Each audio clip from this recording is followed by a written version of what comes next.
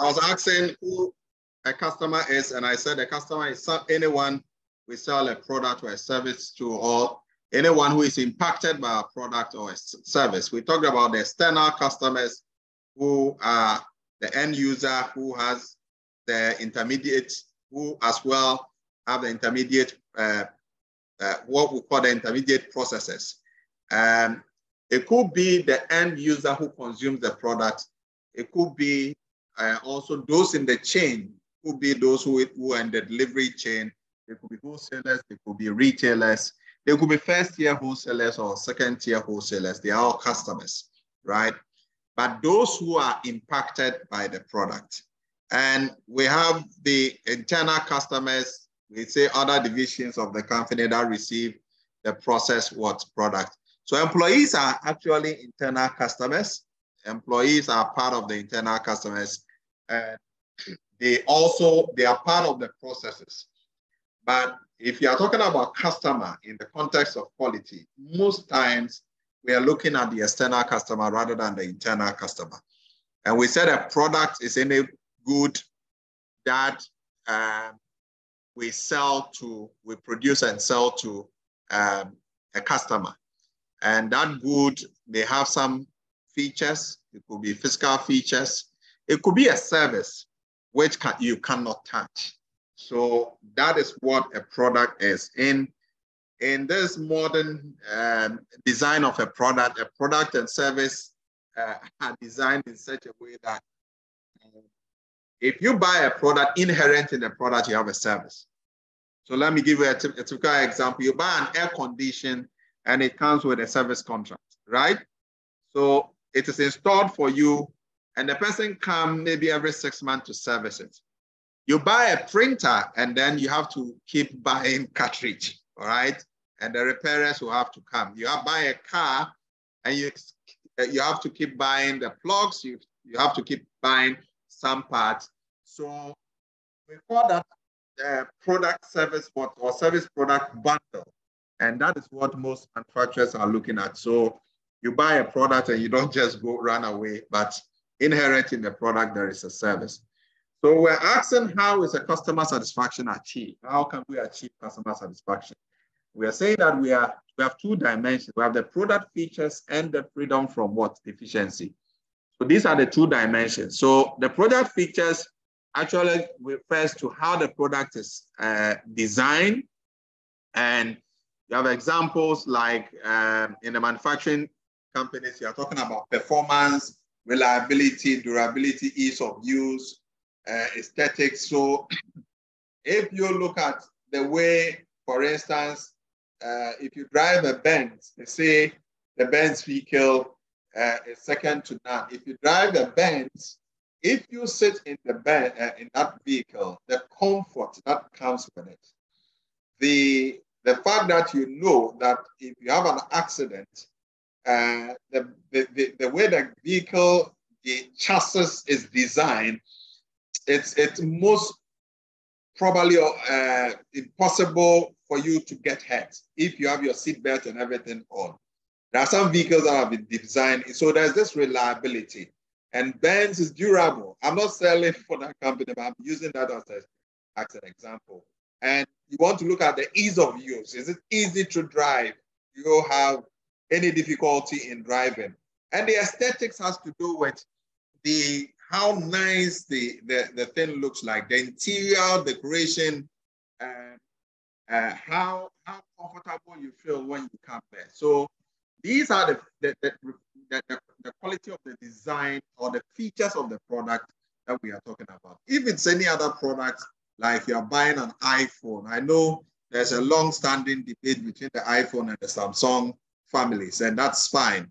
Somebody will tell you that for an iPhone, hey, you can't go wrong with it. Performance, reliability, security is high, and blah, blah, they have all those things. Other people will tell you that Samsung is also leading when it comes to, they have very sharp cameras, and then there are other features that you don't buy everything from Play Store. These are features of the product. So these are the two dimensions. The first one is the product feature, and then let's look at the freedom from deficiency. So the freedom from efficiency has to look at, it all relates to how we conform, how the product conforms to what quality. Okay. In other words, higher conformance will to quality, and here the quality has to deal with the features of the product, whether it's able to do the things that we are saying that it has to do. So once you have higher conformance, then it means that you are going to have minimal complaints and rather increase customer satisfaction. So when we are looking at the customer satisfaction kind of metrics, we are looking at two dimensions. The features of the product, which has to do with the design. We are looking at also freedom from what deficiency. In other words, less complaints from customers. And once there are less complaints, you have high customer satisfaction. Okay, so, and that is related to the freedom from defect. I don't know at this point in time if you have any question you want to ask relative to what I've just said. Other than that, see the next slide. So why quality? Why quality? And let me pose this question to you. Guys, why do you think we would have to pursue quality? Why is quality an issue of importance to us? Why? Can we share some thoughts? Why quality?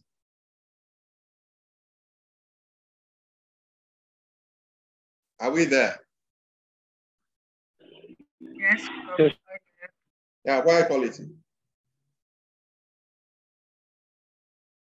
Quality is very important. For example, if you want to buy anything, you have to we have. It's very important to have a very good quality for the product because it will be in sometimes a good cost. Maybe, for example, if you buy a bag, for example, for example, for 200 euro, and you buy another bag for 50 euro. So so sometimes when you pay 200 euro, it's better to pay 50 euro, and the bag it will be with you only for 1 month, for example. But the other one, what with the quality are better, and the cost and the amount is 200 euro, it will be better. For example, you can use it for 1 or 2 years. Okay. So here I go to buy a bag, for example, for good quality. And then I would not pay less and get a product for a bad quality. Okay, so who else? Quality. Okay, sir, it's me. Yeah. Can you hear me, sir? I can hear you. Go ahead. Yeah, I'm sorry if you get any crowded because I am at a crowd area. So am I clear to you, sir? Can you hear me clearly? Yeah, I can hear you. Yeah. Yeah. So, sir, basically, quality is basically characteristic of any product, such as we can buy any product to know the product's characteristic. We saw that its quality is good or bad or something like that. And if a new movie launch any new movie, so we just we don't go to watch first, but we saw the IMDb rating, which is a kind of quality criteria. So we watch the if IMDb rating is more and high 9% or 8%, something like more, then we go to watch that movie. So there is the IMDb rating is the quality of that movie or that any web series or something like that. So basically, quality help us to uh, justify the product is good or not. So as per my view, there is the quality. Yeah. So quality needs. Yeah. Am I clear, sir? Yeah, I agree. Yeah. Next person.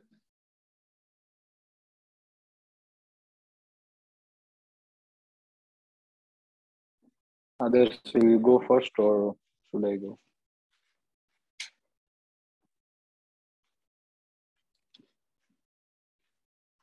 Bro, you can go first. Okay, so the quality, should I start, sir? Professor? Hello? Go ahead, please. I'm listening. Yes. So the quality is considering basically some certifications like the product certifications and all. And these certifications are based on the product only. Like if product is technical, then some criteria are covered. Then a product is mechanical, then some other criteria. But the basically like if we wants to take example, like we can take Apple example. Like Apple is having the largest consumer rates in the world for mobile. So the Apple is giving that type of quality. That's why like they are having that much of like customer fans and all. If Apple is not providing that much of quality, then like they will reduce their customer criterias and customer rates also. So based on that, like we can say like quality matters for all the products. Okay. So we've all talked about quality from a different perspective, which is good. Okay. Which is good. Who hasn't said anything? Sir, I have to tell that now people are very smart because they are very updated in marketing, even though they are prefer for quantity over quality.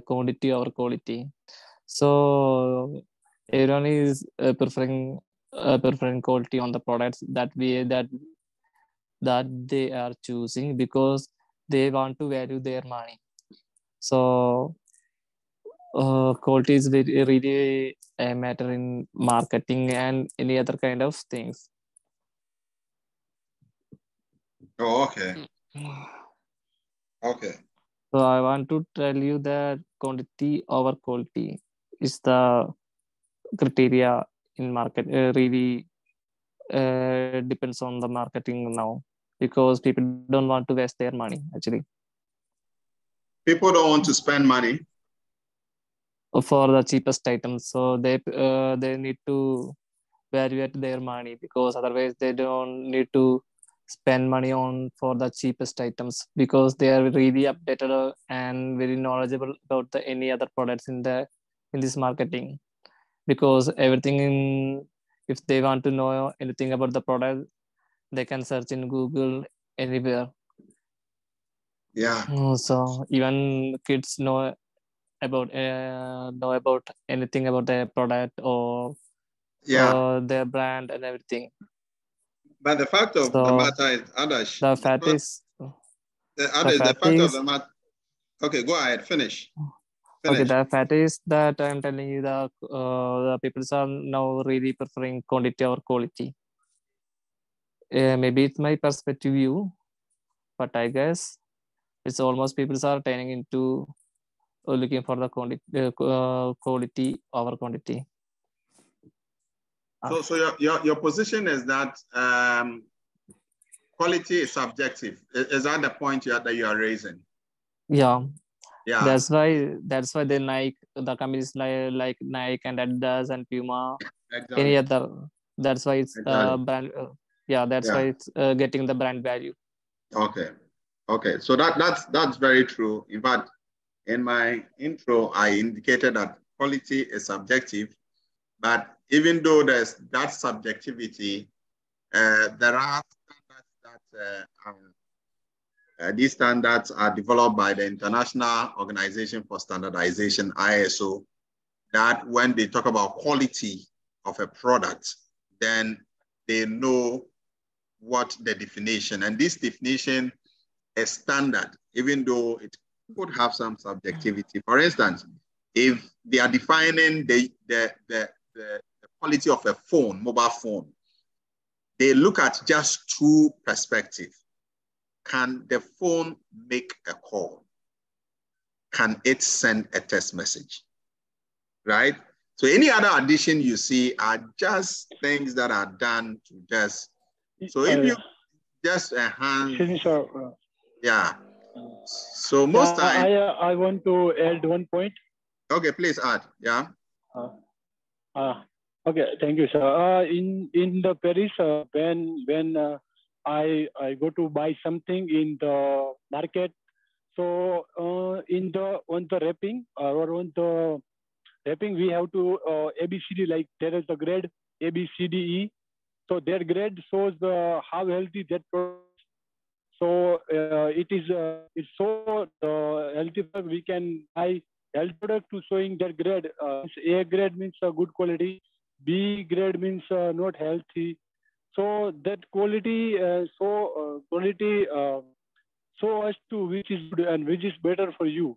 So that's why quality is used. Thank you. Yeah, that's also a valid point. So let's just look at why quality. Reasons for quality becoming a cardinal priority for most organizations. One is competition. All what you have said, if you write in an exam or in a discussion, I'll mark they are all correct. But I'm just sharing some perspective in addition. The first is competition. We are saying that the demand for quality goods are very high. I think one of you enumerated that the fact that now product features are on Google, you can just go search and see what the features are. Children are even able to determine what is quality or not, and that is good. And because of the proliferation of new products and the fact that there are search engines, there are information that is in what do you call information that is enough or enough big data that is around, people are just able to go there and search anything. As a result of that, there is this competition, okay, or competition for new products or the demand for high quality products. That is driving the reason why quality is important. So, for instance, those days when we have some few brands around, I remember those days when we talk about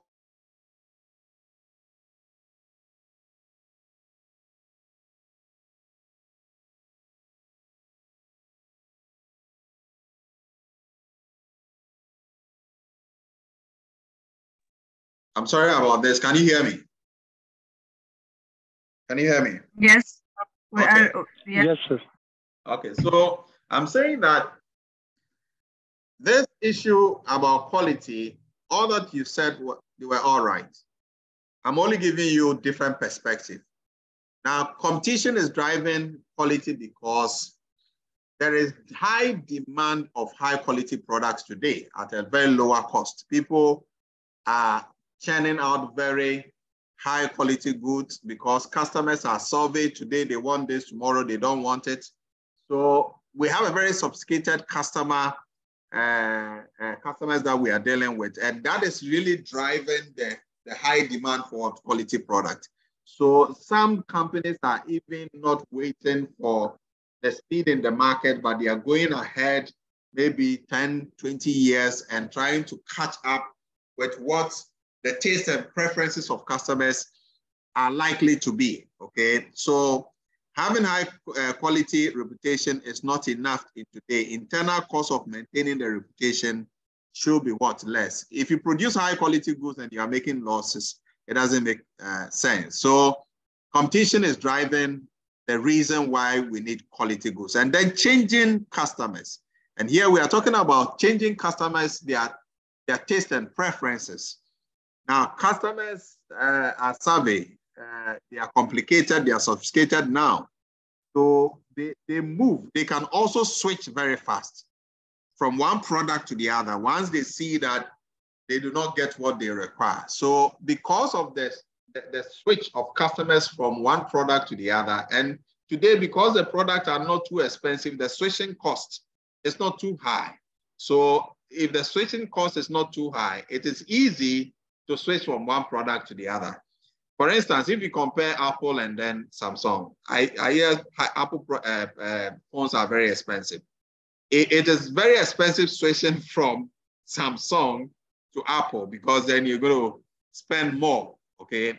But if you are switching from Apple to Samsung, that is a different thing. The switching cost doesn't become that high. There are some products which are current, and then the switching cost is not too high, so customers can easily switch. So changing customer tastes and preferences also plays a role in why quality is relevant. And we have the changing product mix.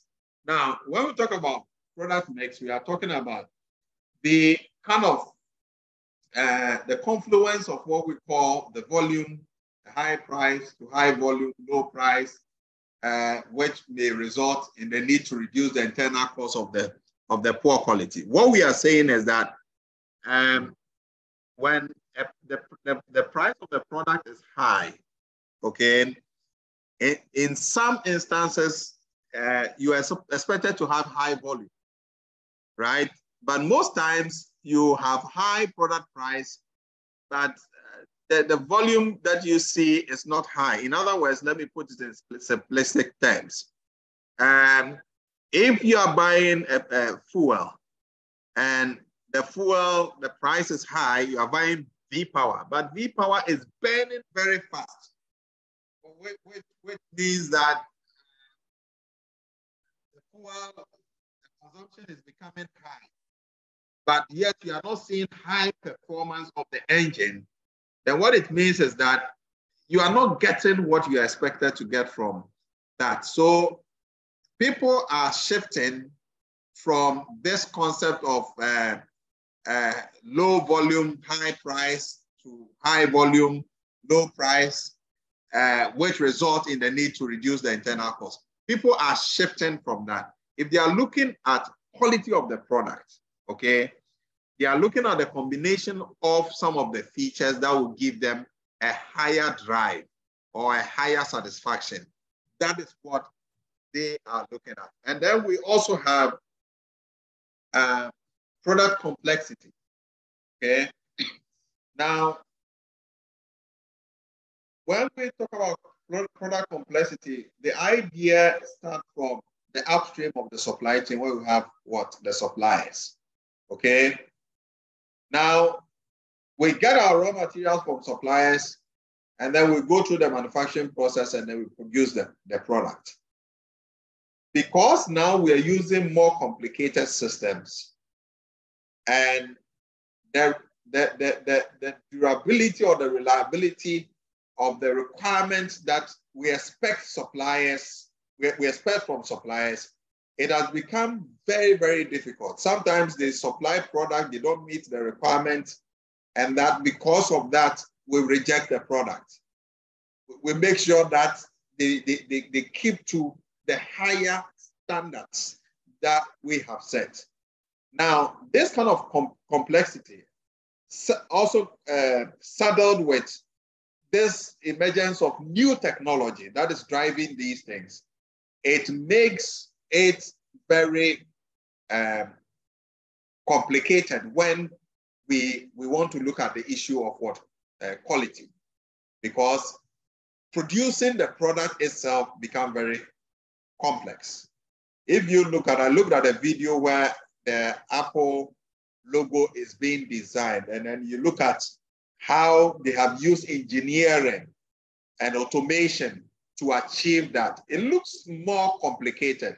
And the complexity is because of the fact that we want to maintain this high quality standards.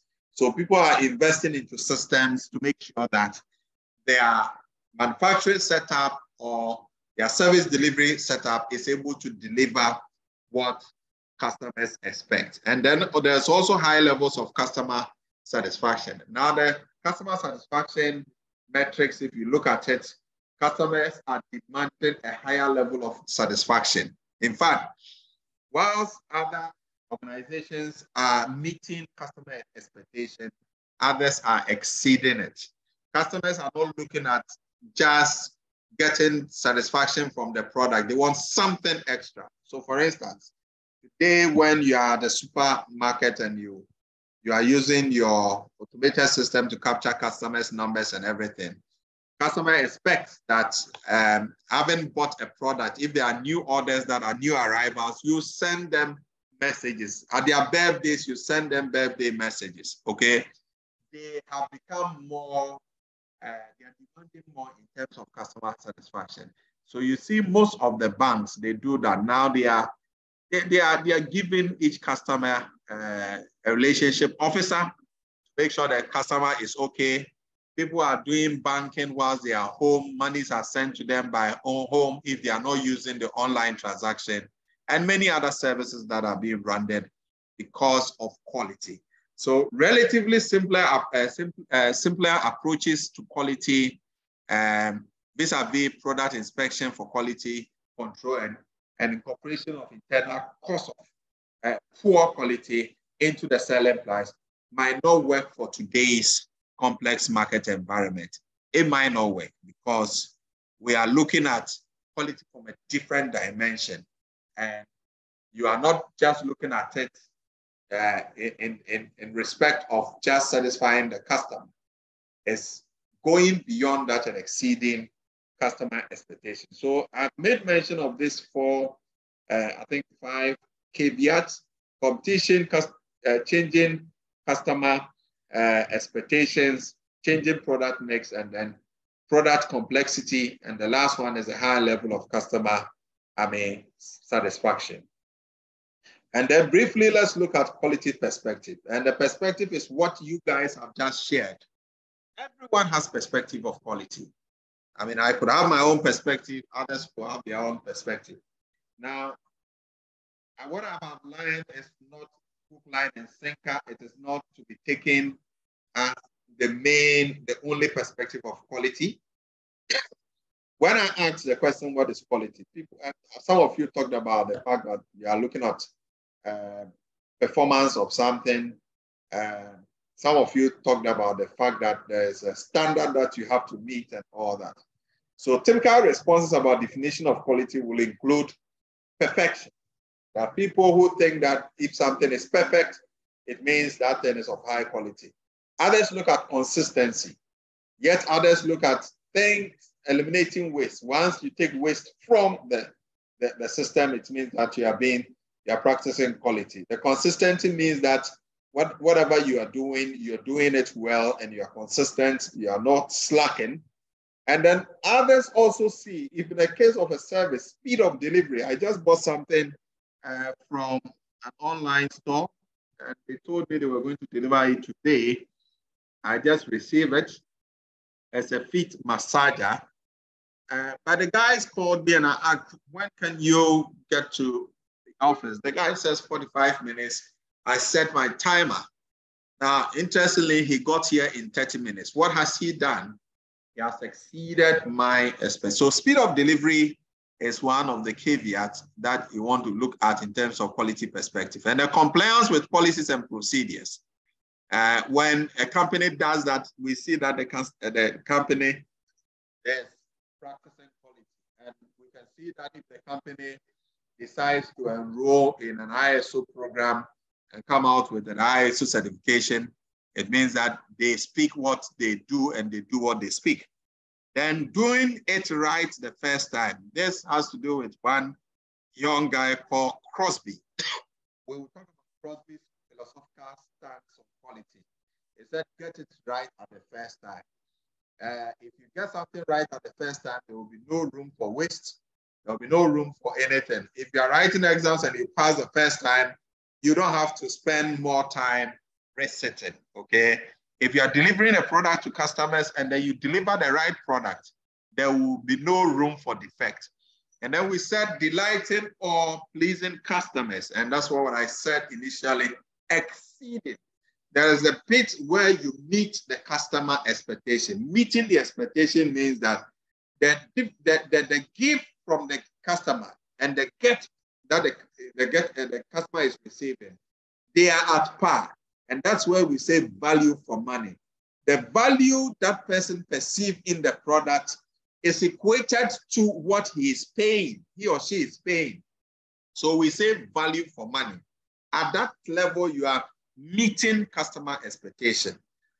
When you are delighted, it means that they have exceeded your expectation.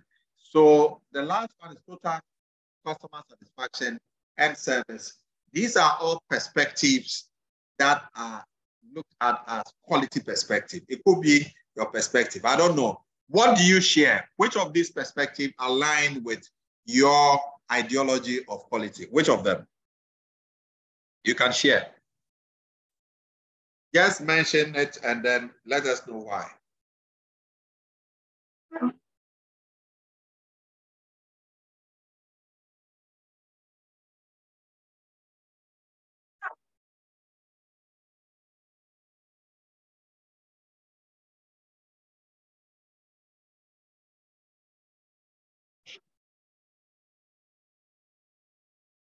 Hello, can you hear me? I would like to say perfection and total customer satisfaction and service. Okay, and why? And consistency also, like it's not like first time.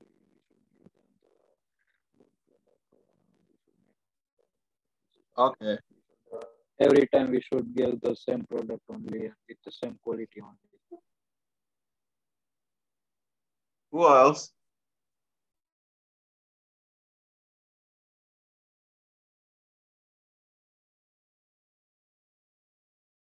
Hello?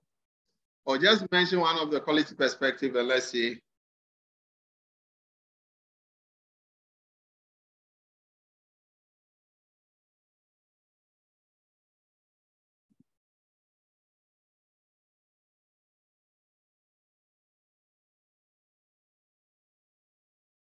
Hello? Can you hear me, guys? Yes, sir. Yes, Yes, sir, we can hear. So just which of these quality perspective align with your philosophy of quality?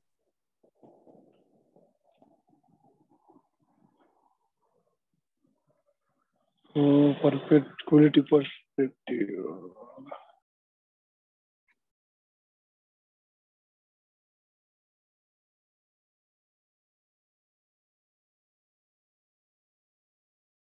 Okay, so now, so let's look at quality levels. Quality can be seen at the organization level and also at the process level.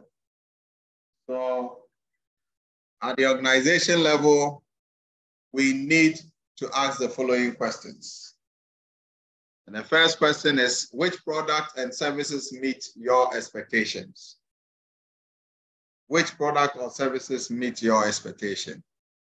And then we also want to ask which product or service you need that you are not currently receiving. At the organization level, these are the questions that we pose in order to answer, okay? But at the process level, we ask the following questions. What product or services are most important to the external customer? Here, our focus is on the external customer and not the internal customer. And because they have the personal contact, they consume the product and all that. And what processes produce those products and service? What processes produce the product or service? What are the key inputs to those processes?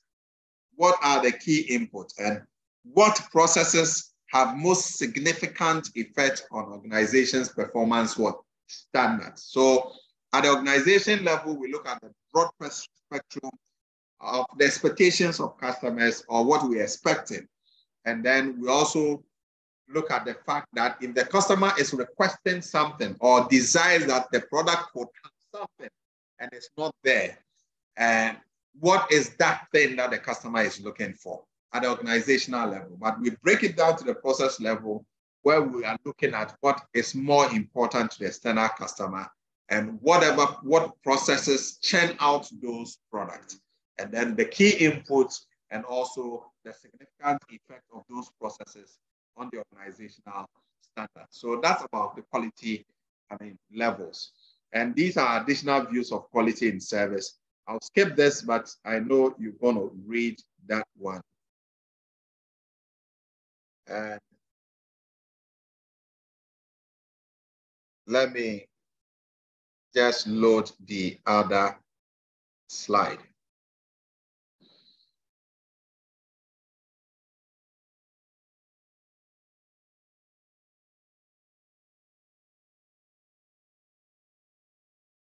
If you have anything, question to ask, let me know.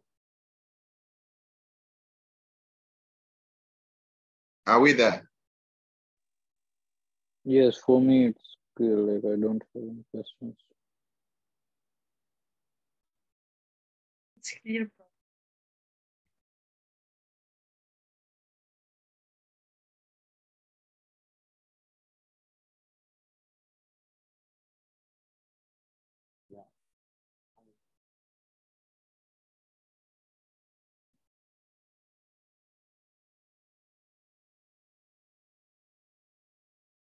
But can we all, can everyone hear me? I think that probably some of you are not hearing me well. Because when I ask a question and there are some few people responding, I get the impression that you cannot So now hear. also like so your voice is not clearly like. Okay.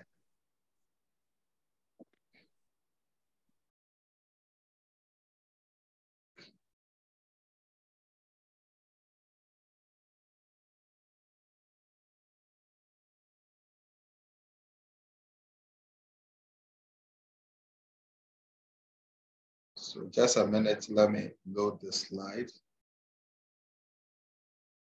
No worries.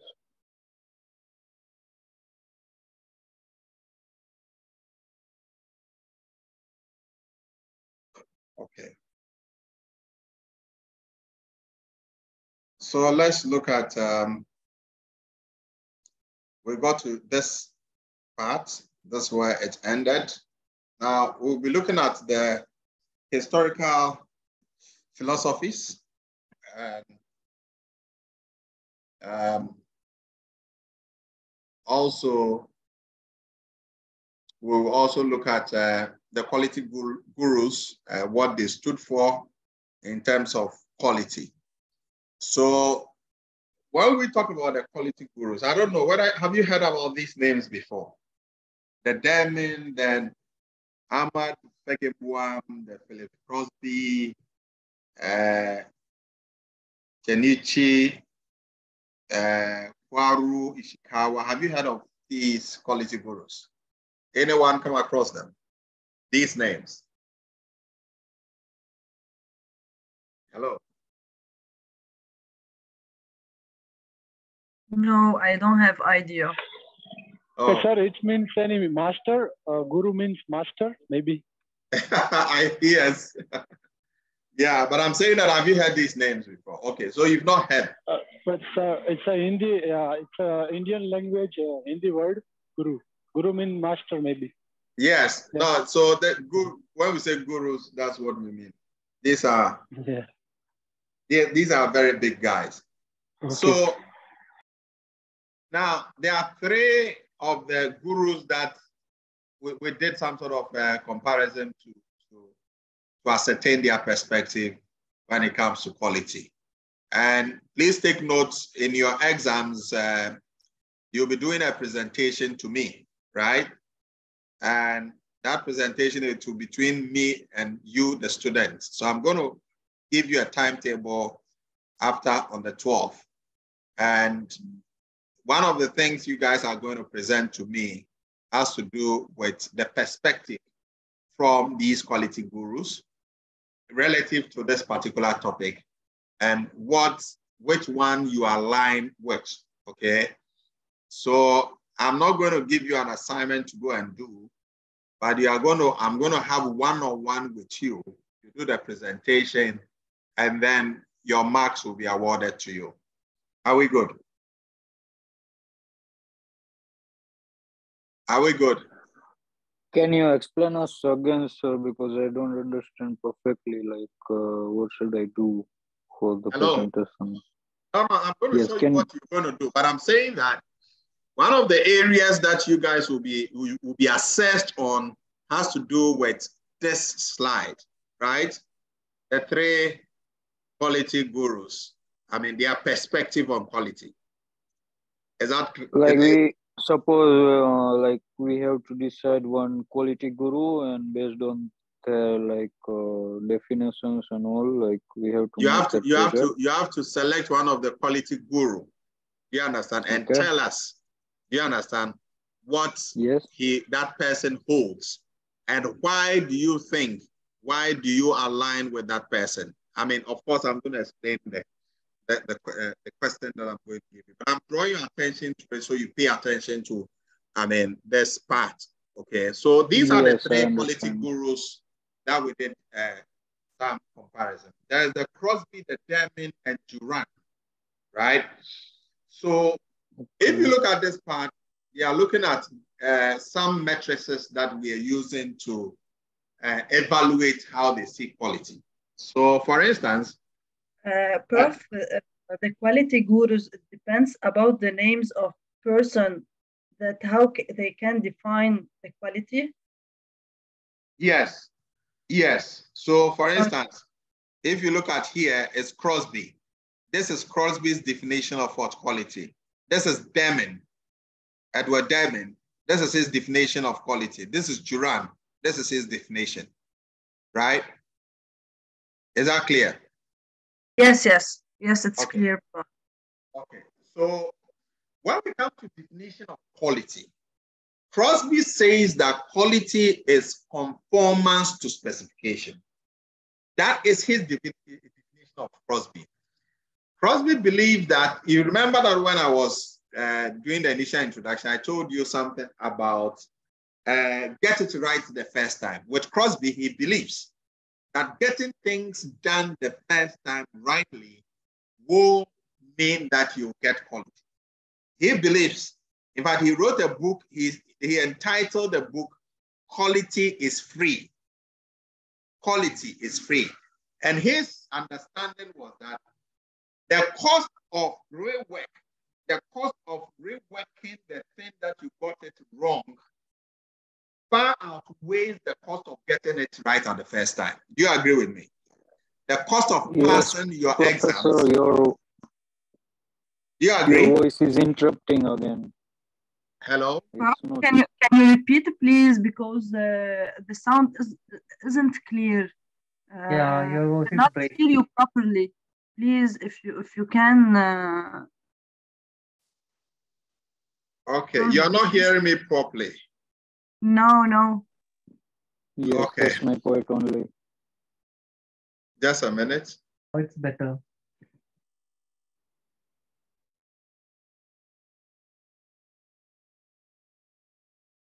Is it better now? Yes, it's better now. Yes, for the moment it's better. Okay. So I'm saying that Crosby says that quality, he defines quality as conformance to specification. Now, this guy wrote a book and entitled the book, Quality is Free. Quality is free. And he says that it is better you get it right at the first time. Because the cost of reworking, the cost of correcting defects, far more outweighs the cost of getting it right the first time. Do you agree with him? That if you have to pass your exam, the cost of passing your exams and getting it right the first time far outweighs the cost of not passing your exams far outweighs the cost of passing your exams the first time.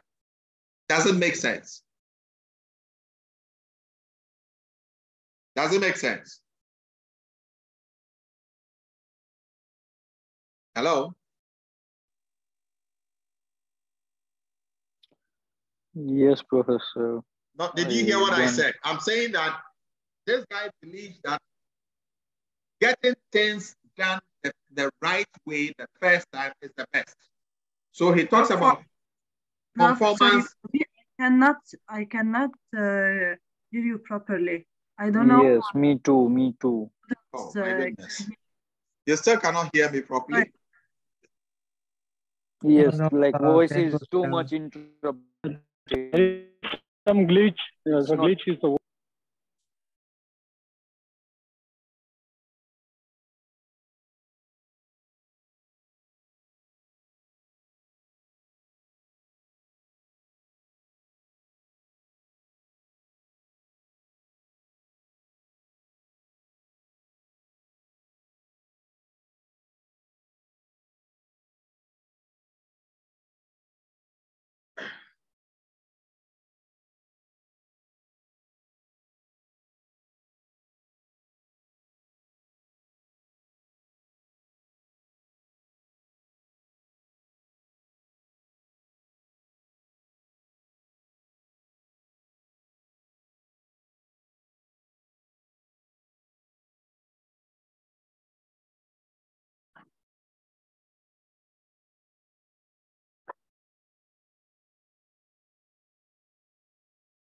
Is it better?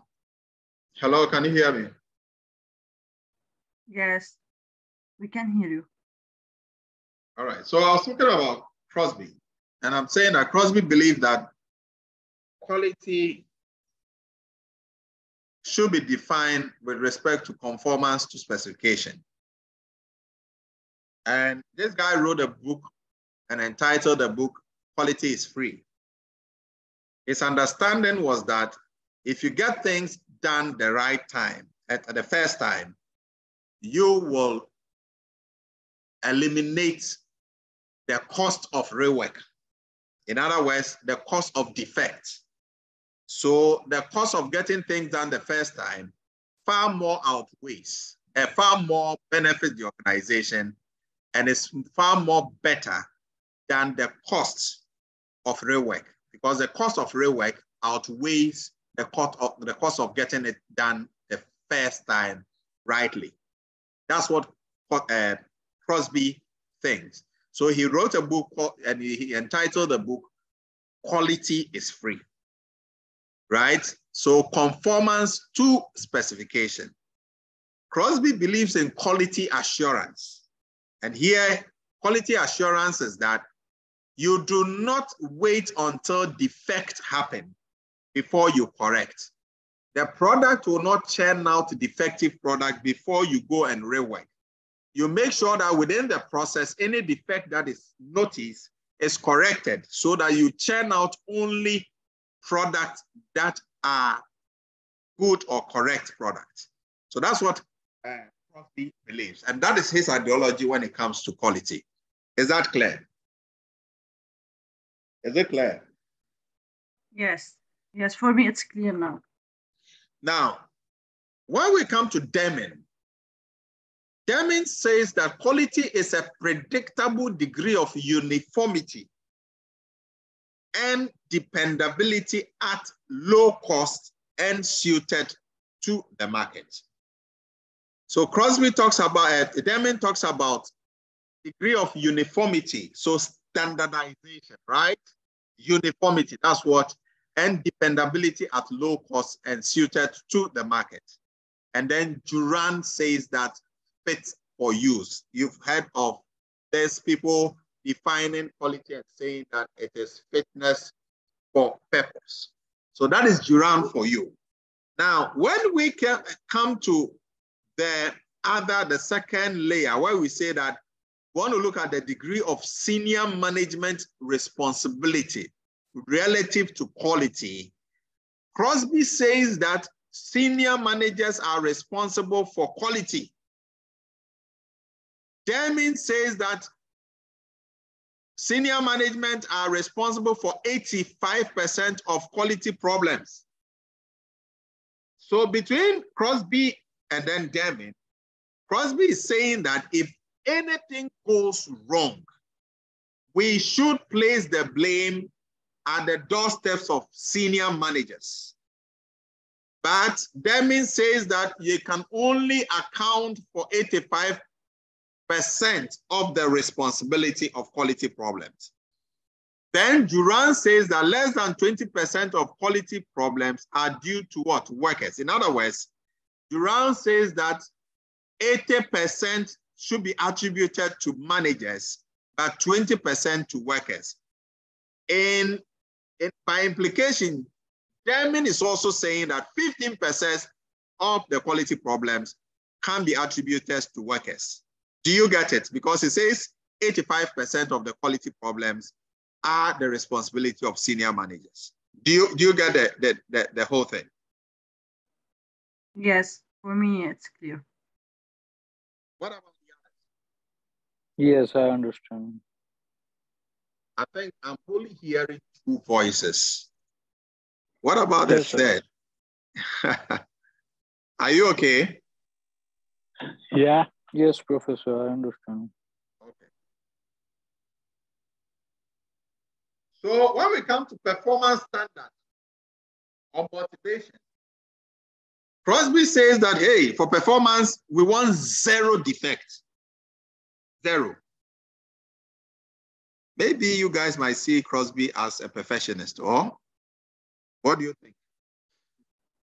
Is it possible? Because yes, but it's very difficult to have.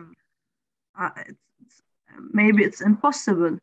It's yes. impossible. Like Crosby is saying, like we should focus on 0 defects. Like we should just focus. Like we should try to like getting 0 defects.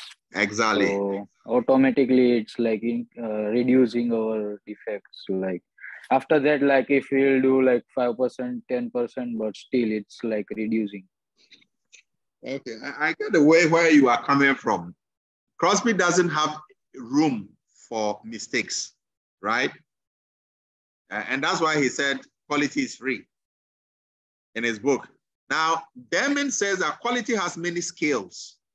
Use statistics to measure performance in all areas, critical of 0 defect. Now, Deming sort of want to say that, okay, if you are using statistics to measure performance in all areas, it's good.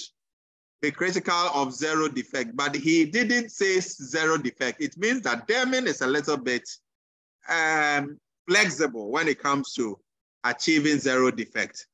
But Duran says avoid campaigns to do perfect work.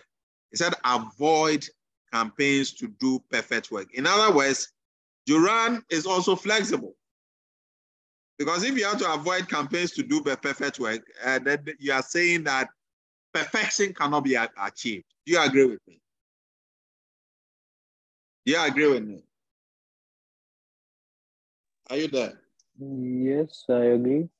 Because he said avoid campaigns to do perfect work. Right? Your voice is again interrupting, Professor. Yeah. Sorry, I'm dropping. Yes, your voice is again interrupting. Like it's not clearly now for the moment.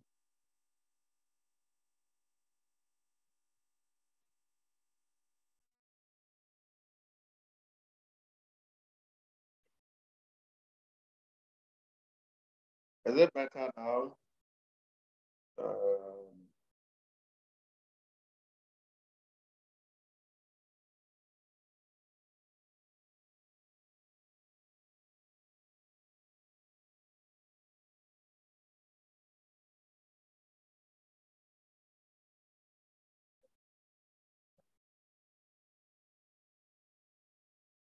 Hello, can you hear me? Yes, Prof. I can hear you. Yes, me too. Okay, so when we come to general approach,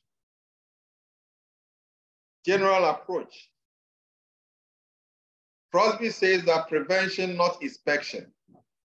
This is where Crosby nails the thing. Except prevention, not inspection. Don't wait for us to produce the product and then you go and inspect and take the defect from it, because the defect you produce was also at a certain cost. And then Deming says that reduce variability by continuous improvement. Cease mass inspection. Deming is saying that cease mass inspection. Why not?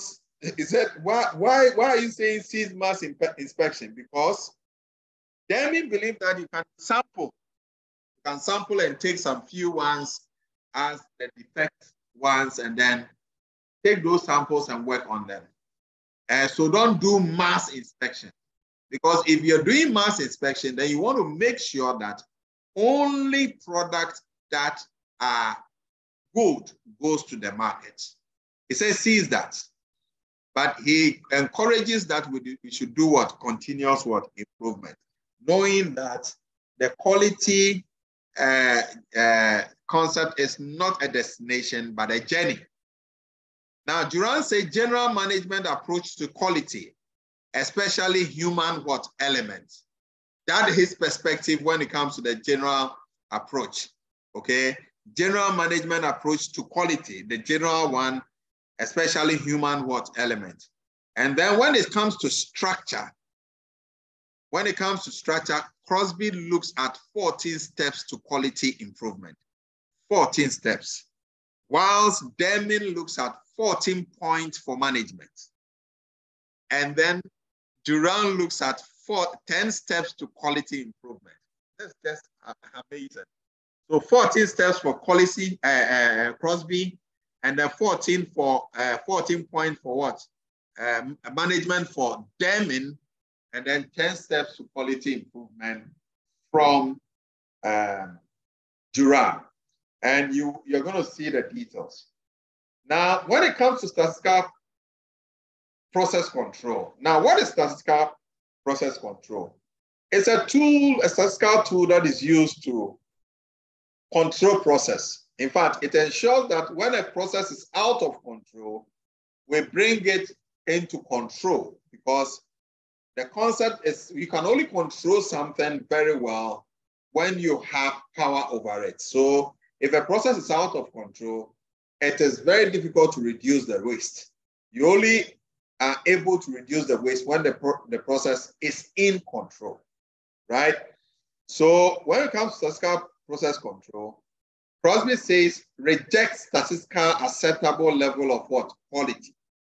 He doesn't believe what the statistics they are telling us is not what we should do.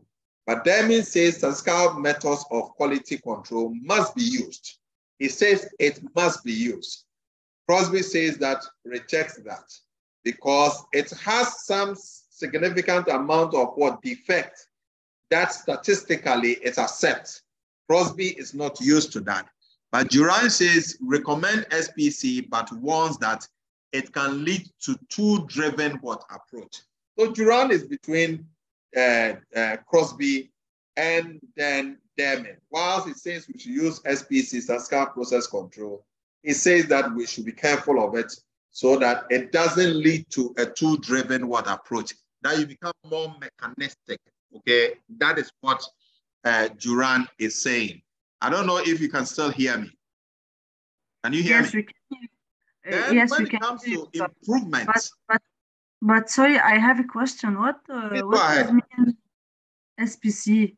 Recommends SPC by Duran. Say that again. Ask the question again. What he is meaning by recommends SPC, Duran? So the SPC is the statistical process control, right? Statistical process control, this one. Sorry, yes, sorry. Yeah, so that's statistical process control. So Duran says that you can use it, okay? But just be very careful that it doesn't lead to a mechanistic kind of thing. A mechanistic means that it becomes more automated, like more, you don't have a human face, it's more system-driven thing. Said, don't do that. Now, when it comes to improvement phases, Crosby says a process, not a program. I like that. A process, not a program. What he's saying is that focus on the process. Don't look at the whole manufacturing setup as a program. Because if you focus on the process, for each of the process, you can eliminate the waste. If you look at the whole program, it's likely that you churn out with what? Some defect, okay? And then Deming says that continues to reduce variations, eliminate goals without methods. Eliminate goals without what? Methods.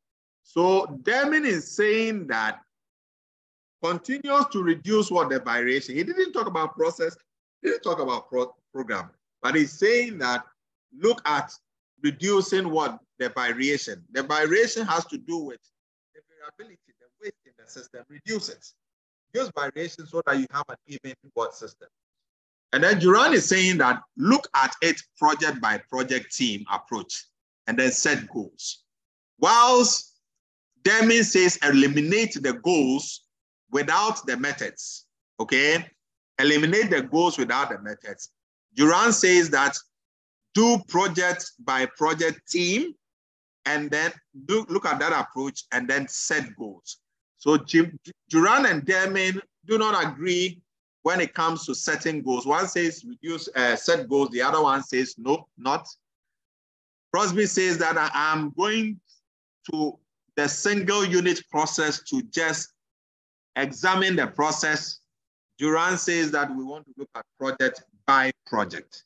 So you see how diverse their views are. Now, when it comes to teamwork, Crosby says quality improvement teams, quality councils. When it comes to teamwork, it says that you can use quality control improvement teams.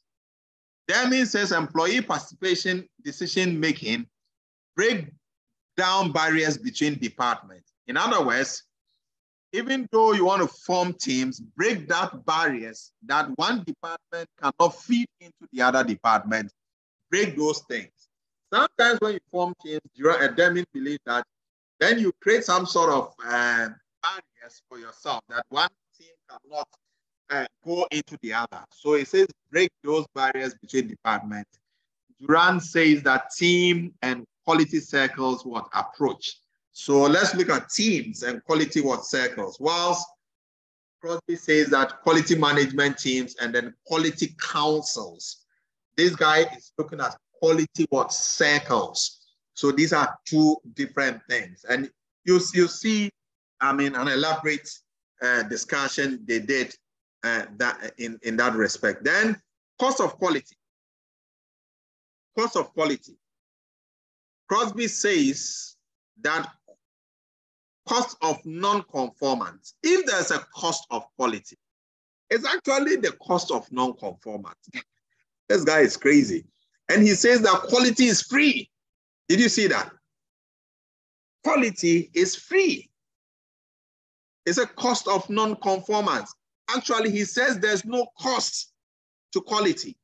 In fact, his perspective is that if you set out to produce a product, whatever you have set out as the costs of producing the product, there shouldn't be any extra cost. You shouldn't come back to say that you didn't get it right.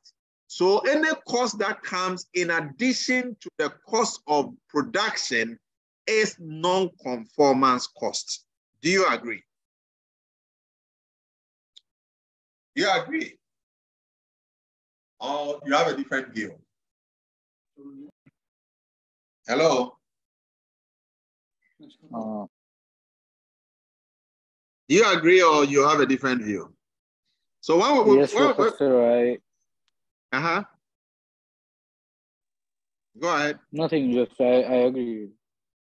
No, okay, so you agree with Crosby. Okay, now Deming says that not optimum. For me, no, I don't agree with Crosby. I know you don't agree with. So when I finish with this, tell me which of the philosophers you align with. So Deming said not optimum, continuous improvement.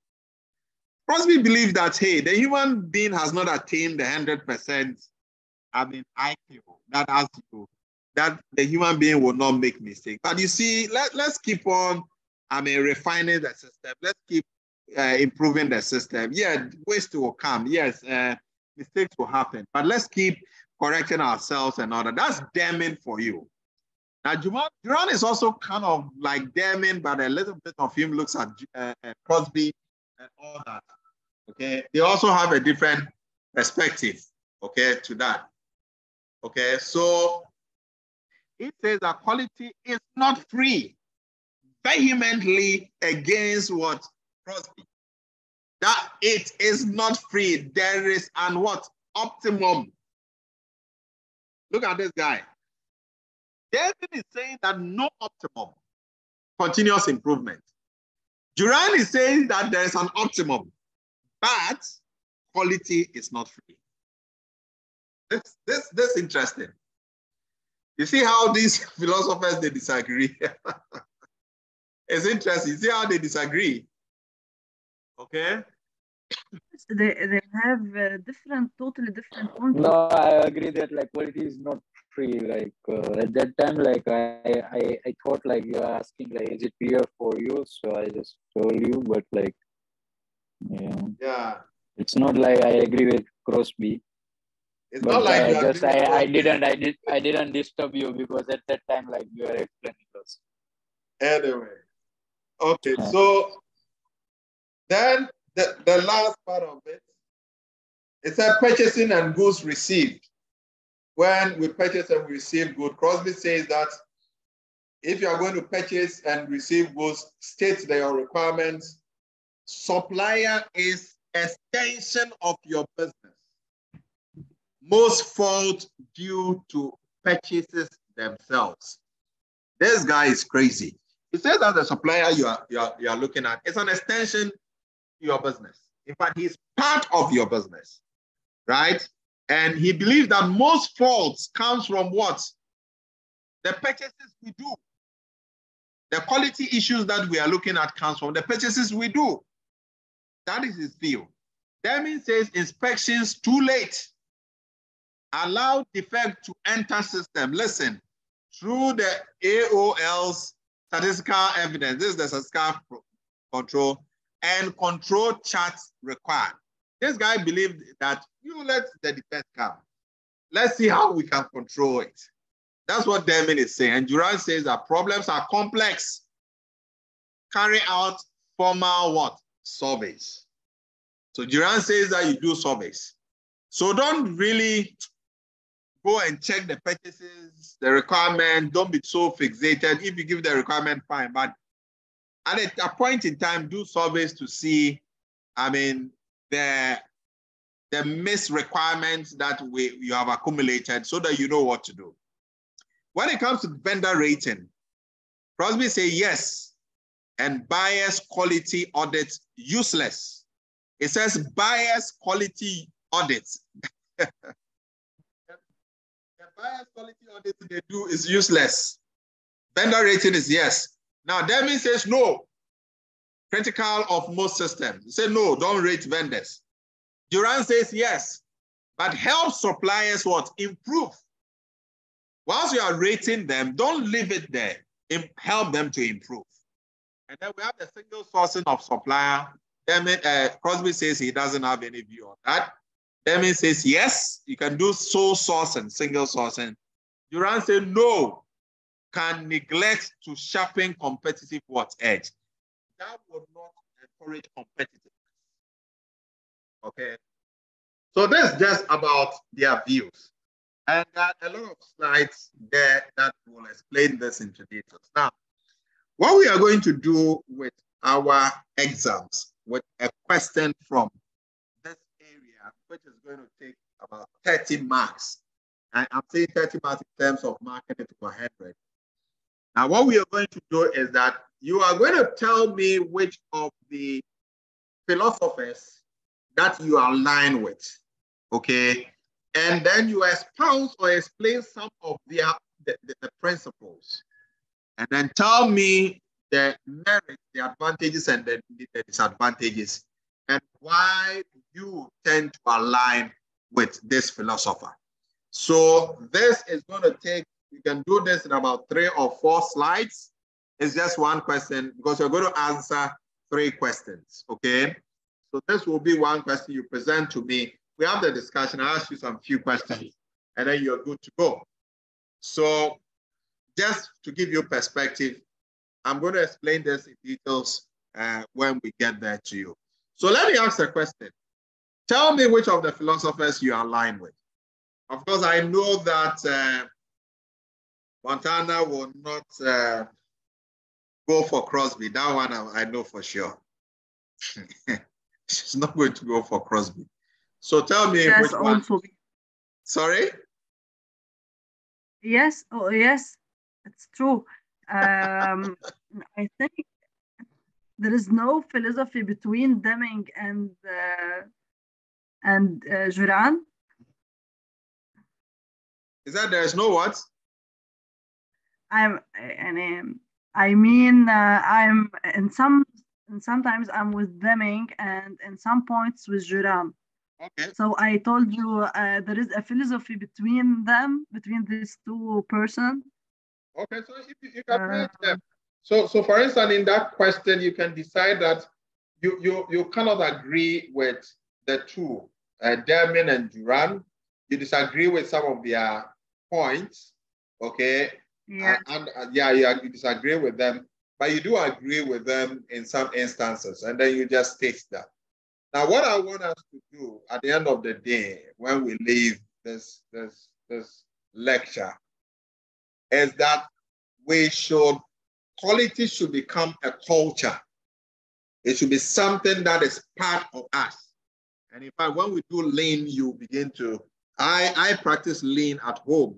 I do it with the food we eat. I do it with my electricity. I do it. Even the dogs in my house, they know that they have to be lean. They don't eat by heart, right? It's interesting because you would have to make sure that it's only what is necessary that is consumed. And with lean, it will tell you what the customer requires. So when you're coming with this concept of quality, you should look at quality from a holistic point of view, because everything we do, even with us who are now getting ourselves educated to go and seek for a job, they want quality staff. Have you heard about this before? We want very high quality staff. Have you heard about that before? Have you heard about that before? An organization saying that we want quality staff. Hello, are you there? I'm asking a question. Have you heard about that? About which concept or which? That an organization is saying that they want quality staff. Have you heard that statement before? Yes, sir. For me, yes.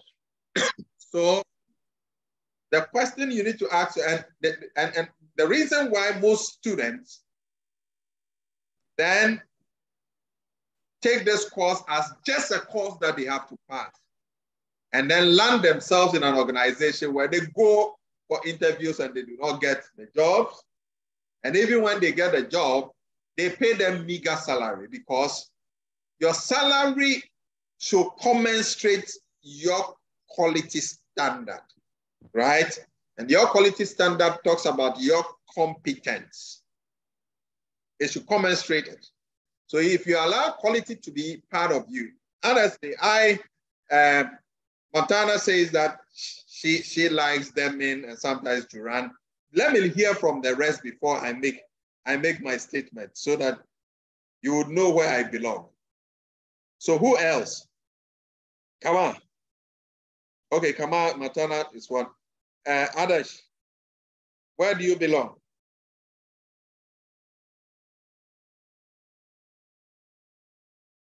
Ruth Hood.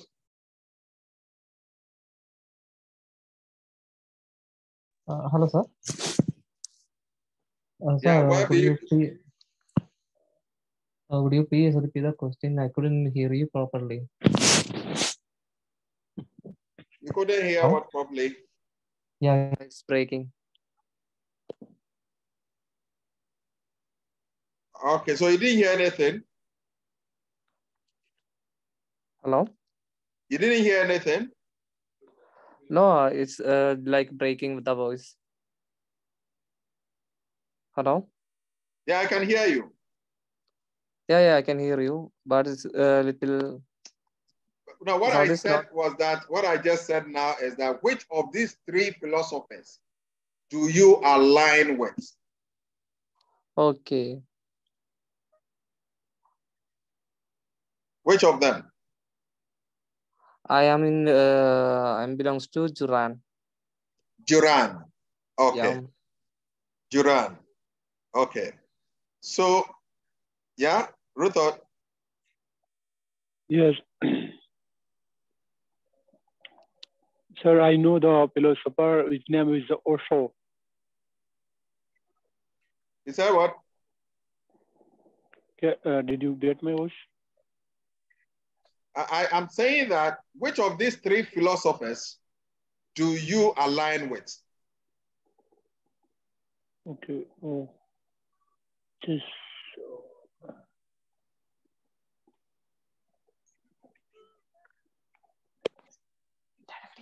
I don't know, sorry, sir. Sorry?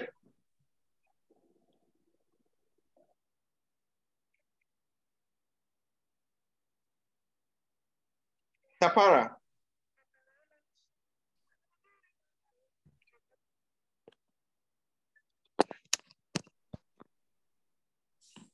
Yeah, Tapara. Like exactly, sir. Like we just forgot like previous points about these three. But I was with Deming. Deming. So we have Deming, we have Duran, and then we have Deming and Duran. I didn't hear what you said, Ruthot. I didn't hear who you align with. Can you can you repeat the last slide, please? This one. The last one. Yeah. Just before this. This one? Yeah, that's one. Okay, you want me to repeat this, right? Yes. So when it came to statistical process control, and I said statistical process control is a statistical tool which is used to control process. Now, what it does is that it believes that if a process can be improved, then you have to bring it within the range of control, all right? So SPC stands for statistical process control.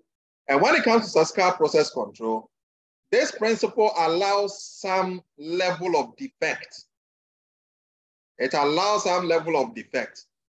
But Crosby is saying that he rejects statistically acceptable level of what quality. In other words, what statistical process control, the level of quality that it gives, Crosby says he rejects it. Yes, Deming Professor, says that. I am with.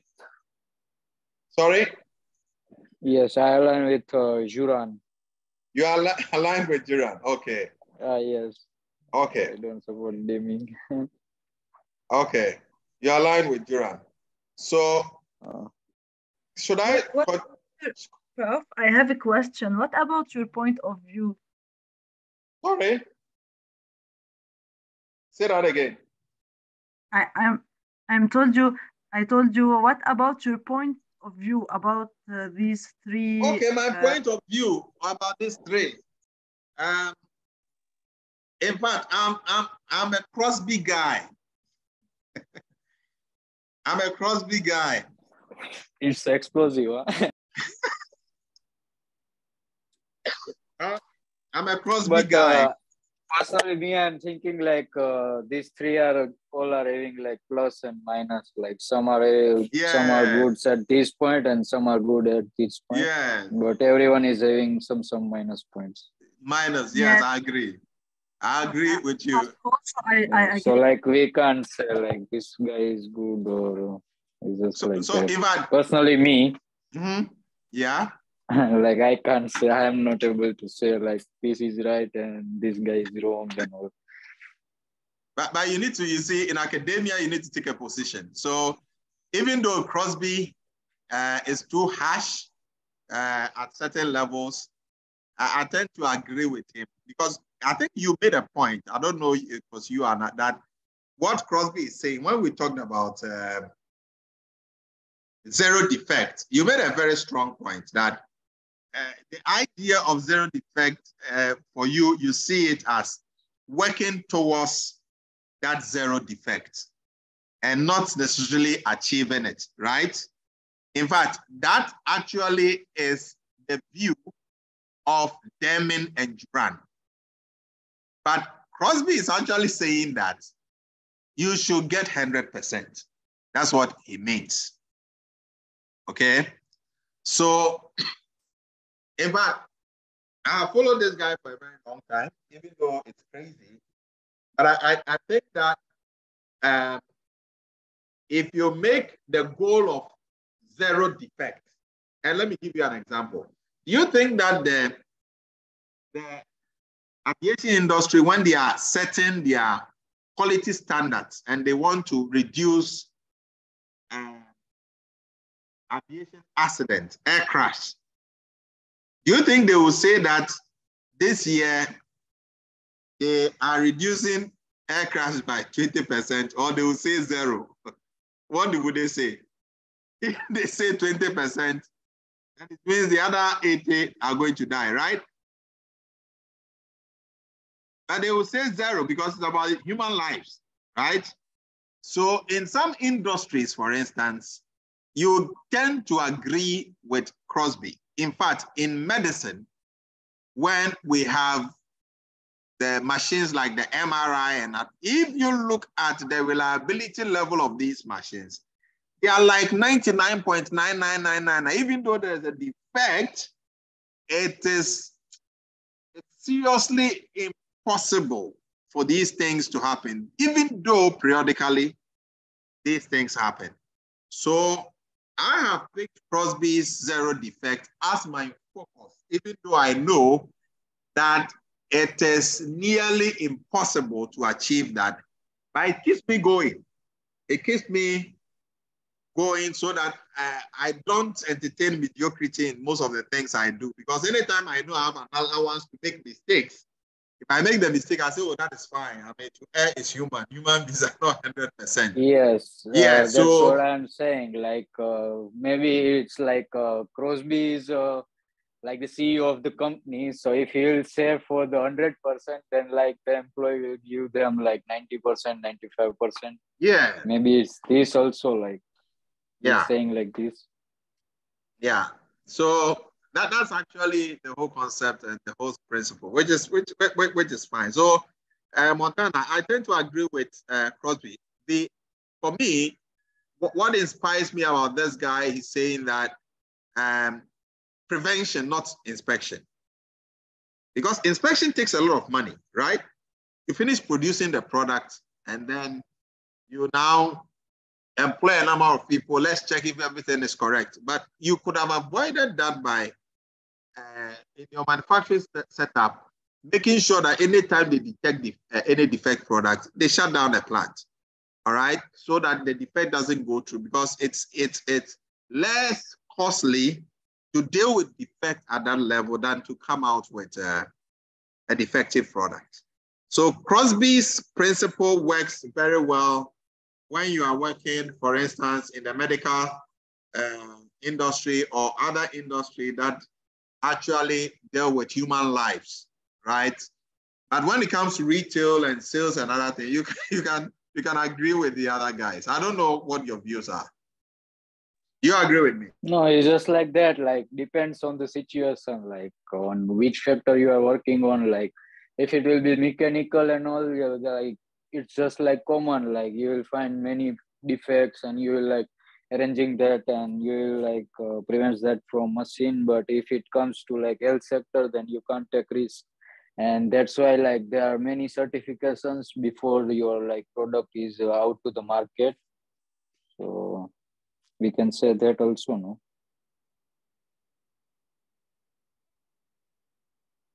Hello? I agree. So who else?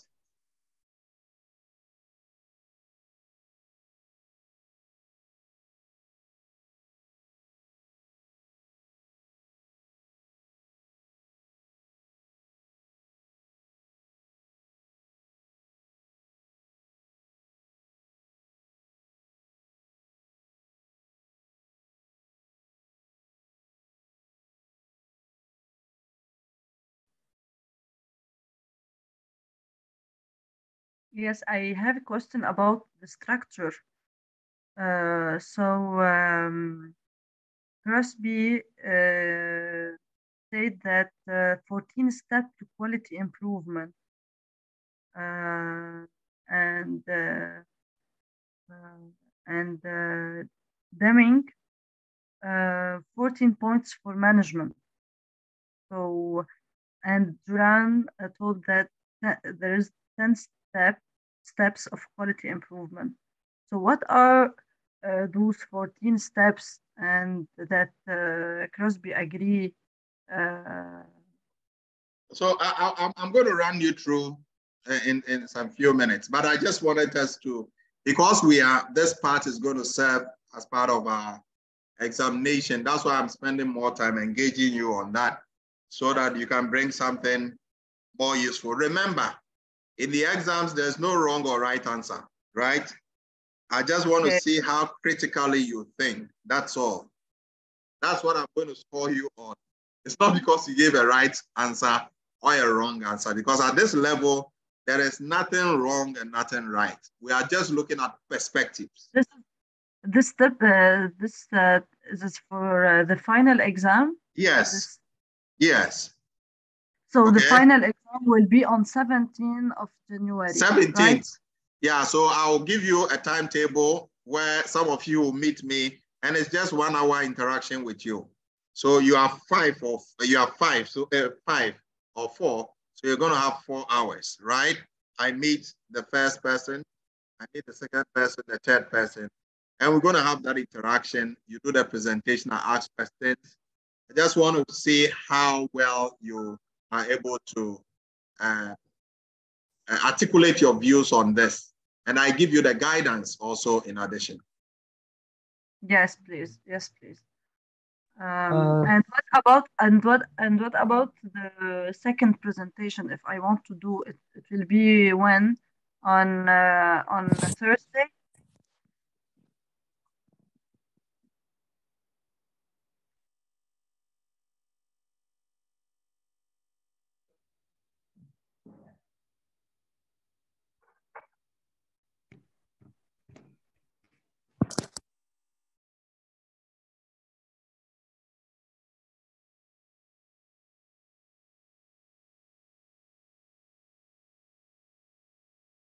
Shall we continue?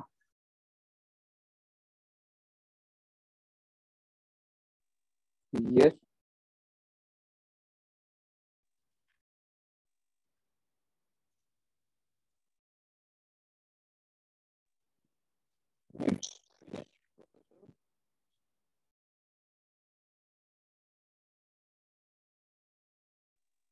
Hello.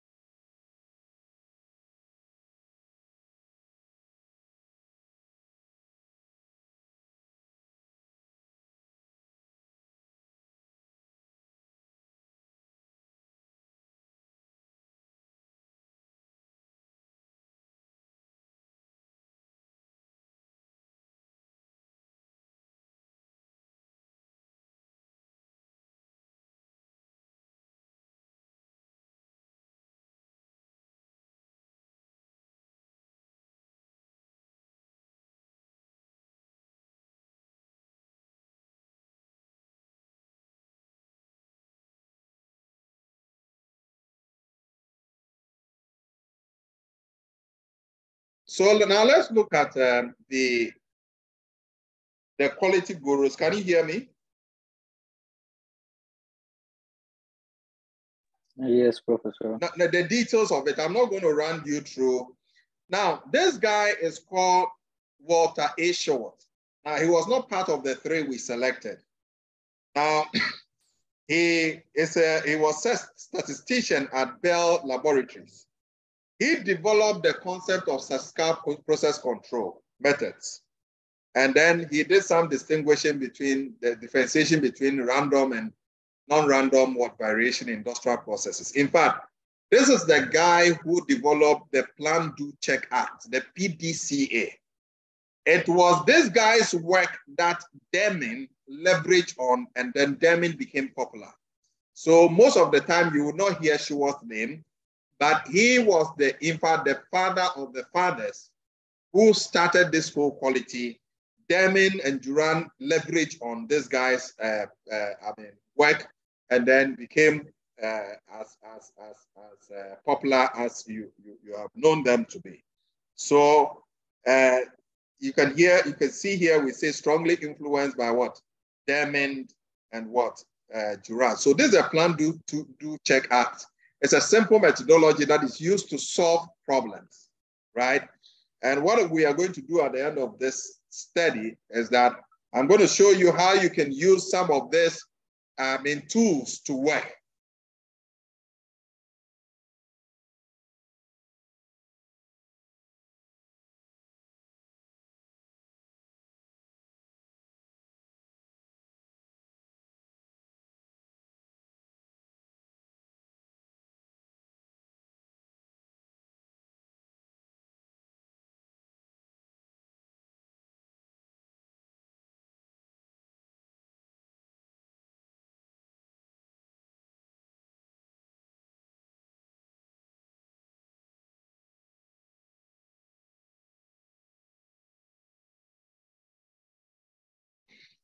Okay, so I'm sorry that the intermittent calls, and I'm using my dongle because the connectivity is not the one which is not projecting well. How to use my dongle. So forgive me. Yes. For that. It's okay, sir. It's okay.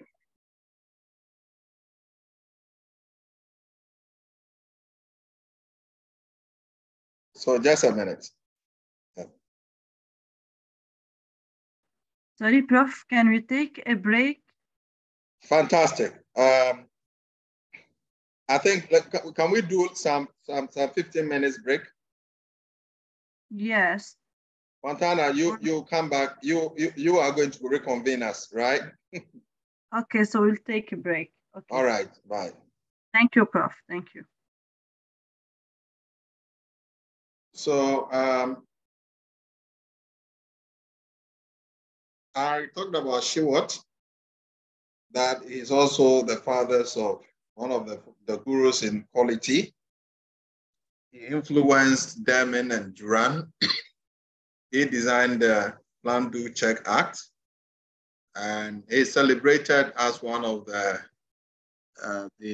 fathers of quality. In fact, he developed the statistical process control we are talking about now. And he believes that processes should be kept in control in order to ensure that you have the level of improvement that you require. So this model is used most of the time. And let me advise you at this level, even if within your organization, there is some of the models you use to solve problems, okay? And there's a simple model that emphasizes on how you can address issues, okay? The Plan, Do, Check Act. The plan is where you plan for the whole process that you want to implement. The do is the actual implementation. And then the check is the control measure that you put in place to make sure that if there are any deviations, they identify. And the act is that once you see any variation or deviation, from the norm, you act on it. So it's a cycle. It's a cycle. And most models you see, even Six Sigma is based on this model, right? Most models are based on the Plus Do Check Act. People take these models, they modify it, add something else to it, and it becomes a new model for them. So Shewart is credited with this kind of intelligence for what he did. And if you look at Deming came out with a 14 points. Okay, he won what we call the Deming Prize. He advocated for statistical process control, as you saw in the chart, and he heavily depended on Shewart's principle, on which he did a lot of things. He instituted what we call the Deming Prize. Interestingly, he got into his old age before he started being recognized. So it is never too late in life anyway. So Deming, during his heydays, did not experience this, but when he got into his old age, that was where some of these things came up.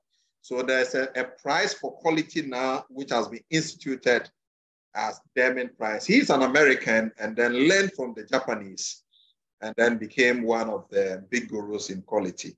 So if your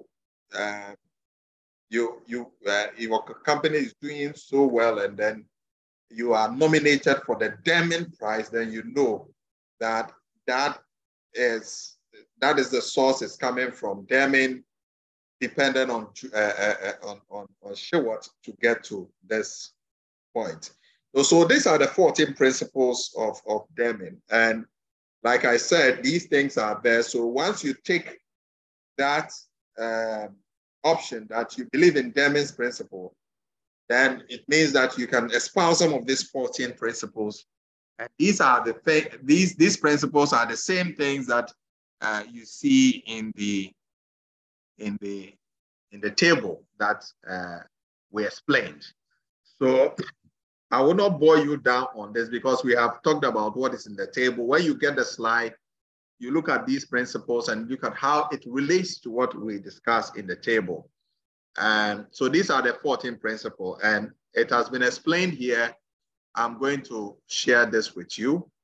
And then we also have what we call the Deming philosophy, which is the same thing. You can read more. And also Juran came up with some principles. And other than Deming, Joseph Juran also had a kind of belief that quality is somewhat free. So he espoused some of the principles of Crosby.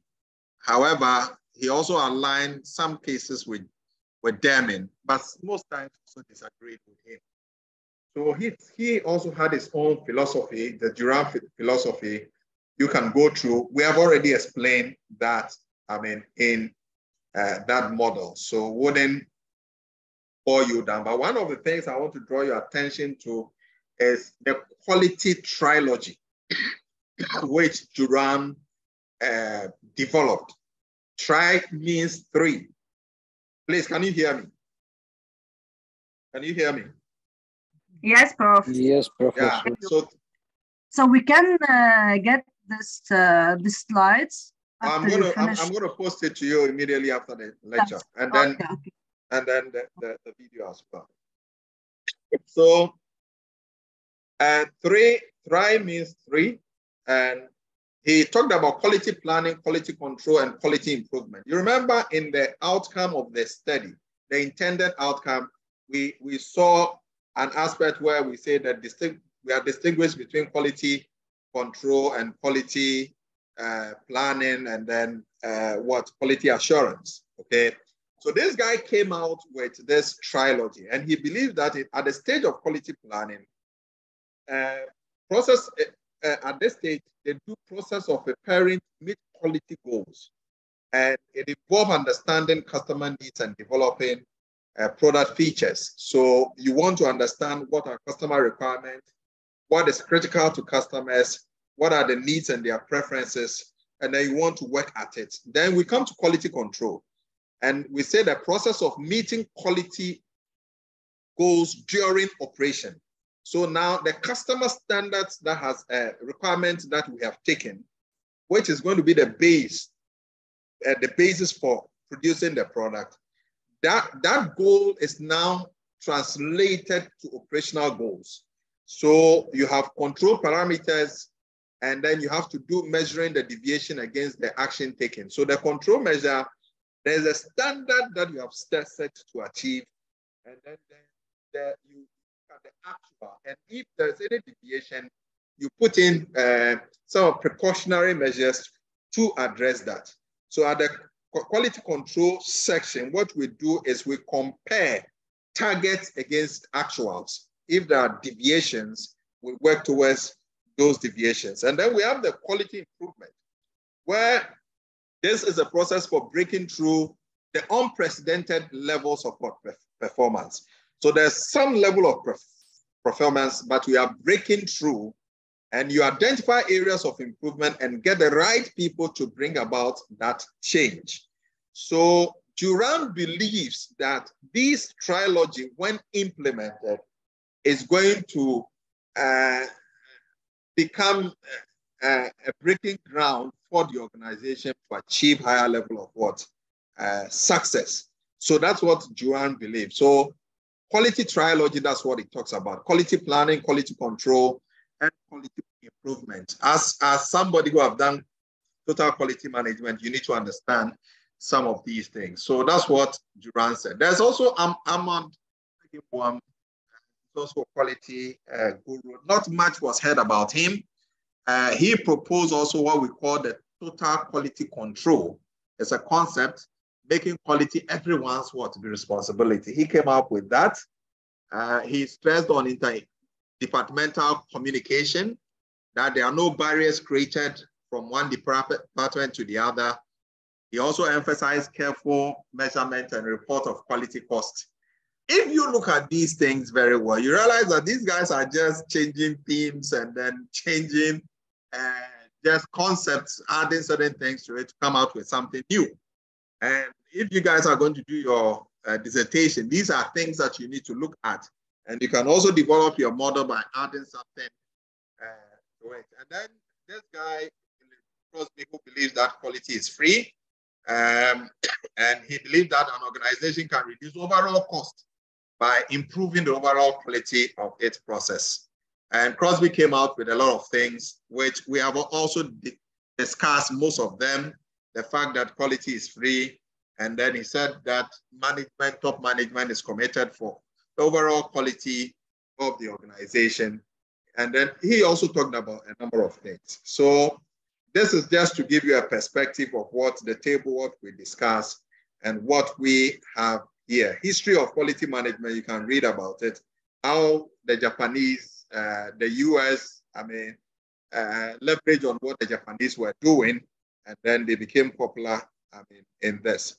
I want to take you into that. There are also other gurus like the Jinichi Taguchi, and then also the Karu Ishikawa. In fact, this guy came up with something we call the Ishikawa diagram. We call it cause and effect diagram. Another name is the fishbone diagram. It's also part of the father of qualities. But it's these three main guys, Crosby, Duran, and then Deming, they are the ones that they were projected over the period that most of the works that they did was seen, in the industry. Okay, so these are the guys. You can also look at the dimension of quality. We looked at the perspective. You can also look at the dimensions of quality in terms of performance, features. And these things that you're seeing are the things that these 3 or 4 or 5 philosophers espoused. And the issue is that they have different perspectives of it. Now, what I want us to do, and then draw the curtains down for today, I know we have had a long run. I'm tempted to do the lean presentation on Thursday, and then add the last one, which is the business process re-engineering, also add that one to it. So we have more time for, even though we are going to spend 1 hour for the presentation, I have to split the other hour, one for lean operations and the other one for business process re-engineering. So we have a better appreciation of covering all the costs. But these are huge topics anyway. Now, when we talk about the cost of quality, this is also very important. Cost of quality. What do we mean? Cost of quality, what do we mean? Now, the cost of quality really mean what we are looking at, how much it costs us to conform, and also how much it costs us for poor quality. Now, if we have poor quality, what is the cost of poor quality? So more times we focus on the cost of non-conformance. How much is it going to cost us to non-conform? And that is why Crosby says that quality is free, because he believes that the cost of quality is actually the cost of non-conformance. Because if you get things done at the right, at the first time, right, you save yourself. So we're saying that this is a framework to identify quality components that are related to producing both high quality product and low quality components with a goal of minimizing total cost. And we say cost of poor quality is the detection, the appraisal cost, is the internal failure cost, and the external failure cost. These are the three, cost of poor quality. So if you look at the cost of quality, under the category, we say prevention. Definition of prevention is cost associated with preventing defect. Cost associated with preventing defect. And example, training, early reviews, quality planning tools, process improvement initiatives. When you do this, you want to make sure that you prevent what? Defect being what produced. You want to prevent that. Then there's also the appraisal cost. And the appraisal costs are costs associated with analyzing and testing the product to ensure it conforms to the specification. So you have finished production and you are doing some sort of appraisal to just make sure. And it's mostly inspections, testing, audits, quality control. The reason is this. Why Crosby says that these ones are not too important. And you don't need to get to that level, because if you are doing inspection, you are employing additional people to do this. You are buying testing materials to test whether it conforms. Why not integrate that into the production process so that you are able to eliminate the waste from the system? So this becomes, appraisal cost becomes also additional cost. Then we have the internal failure costs that are costs associated with fixing defect found prior to the release. So the product is produced, we did inspection, and then we saw some defects. So the cost of fixing, the cost of redoing, okay, is what we call the internal failure cost. And as a result, it comes with repairs, retesting, updating documentation. So these are all costs. And then the external failure costs are costs associated with fixing defect found after release. First one is before release, and this one is after release. And this could be technical support, defect reporting, tracking, field update, loss of future sales. These are the external costs. That is where it gets to the customer, and the customer becomes wowed, becomes annoyed that you could not fix this, and then it damages the reputation of the organization and all that. The consequences of poor quality can be very dire, can be very, very dire, and it's important that we take some of these things into consideration. Let me give you a typical example. Now, there's a colleague, it's not a colleague, a student who, there was a job opening somewhere, and I sent it to him. And because they knew the student was coming from me, they knew that they were only to expect the best. And this student goes and then they start interrogating the student. And it appears that the student did not demonstrate, or this guy did not demonstrate that he had a competence, even though he has track records of having accomplished certain mega project. But they didn't show that in the interviewing, period. Of course, interview is not the best criteria, but if that was the criteria that was used, they reached out to me and they said that, Dr. Boison, we were shocked because knowing who you are, we were not expecting anything, less, but the lady did not pull herself as you explained. And there was nothing I could do. I called the lady and she also said she doesn't know what they are looking at. She is not into the profession of always saying things that she has not done or yabbing, okay? And they wanted the lady to just impress, and she believes that the work has to do with what actually is on the field. So, but to the extent that the interview was the criteria, they saw that that person was of poor quality. Let's assume the criteria was right. She was not able to demonstrate or live up to that expectation, okay? So that becomes what? Quality issue. I bought a product for Nestle Ghana, Ideal Milk. And what I'm talking about is about 27 years. I am 47, so it's about 27 years ago. Then I was about 20 years. I bought this product, and then the milk had caked inside. Milk that are supposed to be liquid. And the expiring date, it has not expired. So I opened it. At that time, I had a small camera, took a video, and we showed it to these people.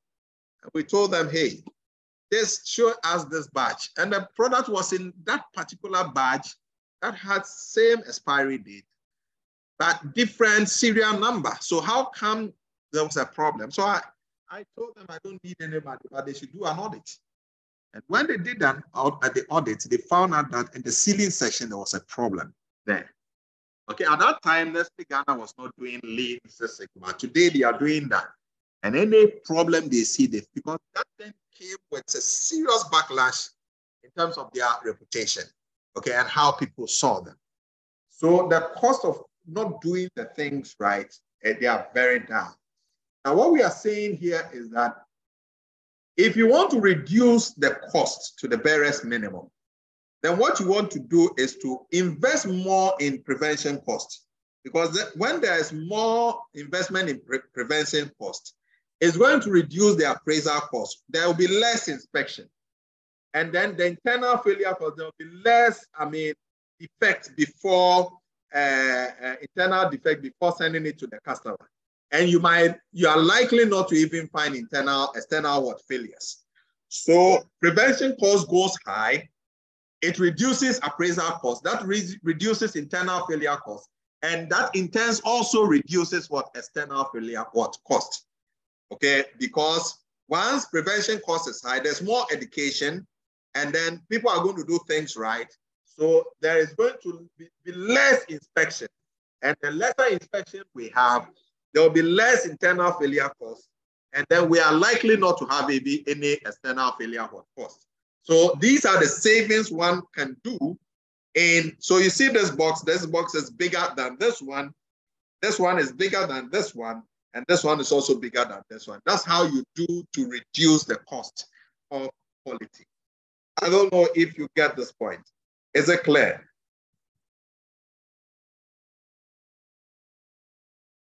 Is it clear? Yes, sir.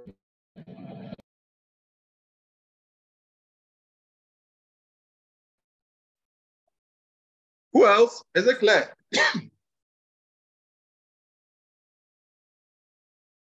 Hello? Yes, it's clear for me, Professor. So there's a small formula that is used to calculate this. Don't get scared. This is not something that is. So you see this equation, all right?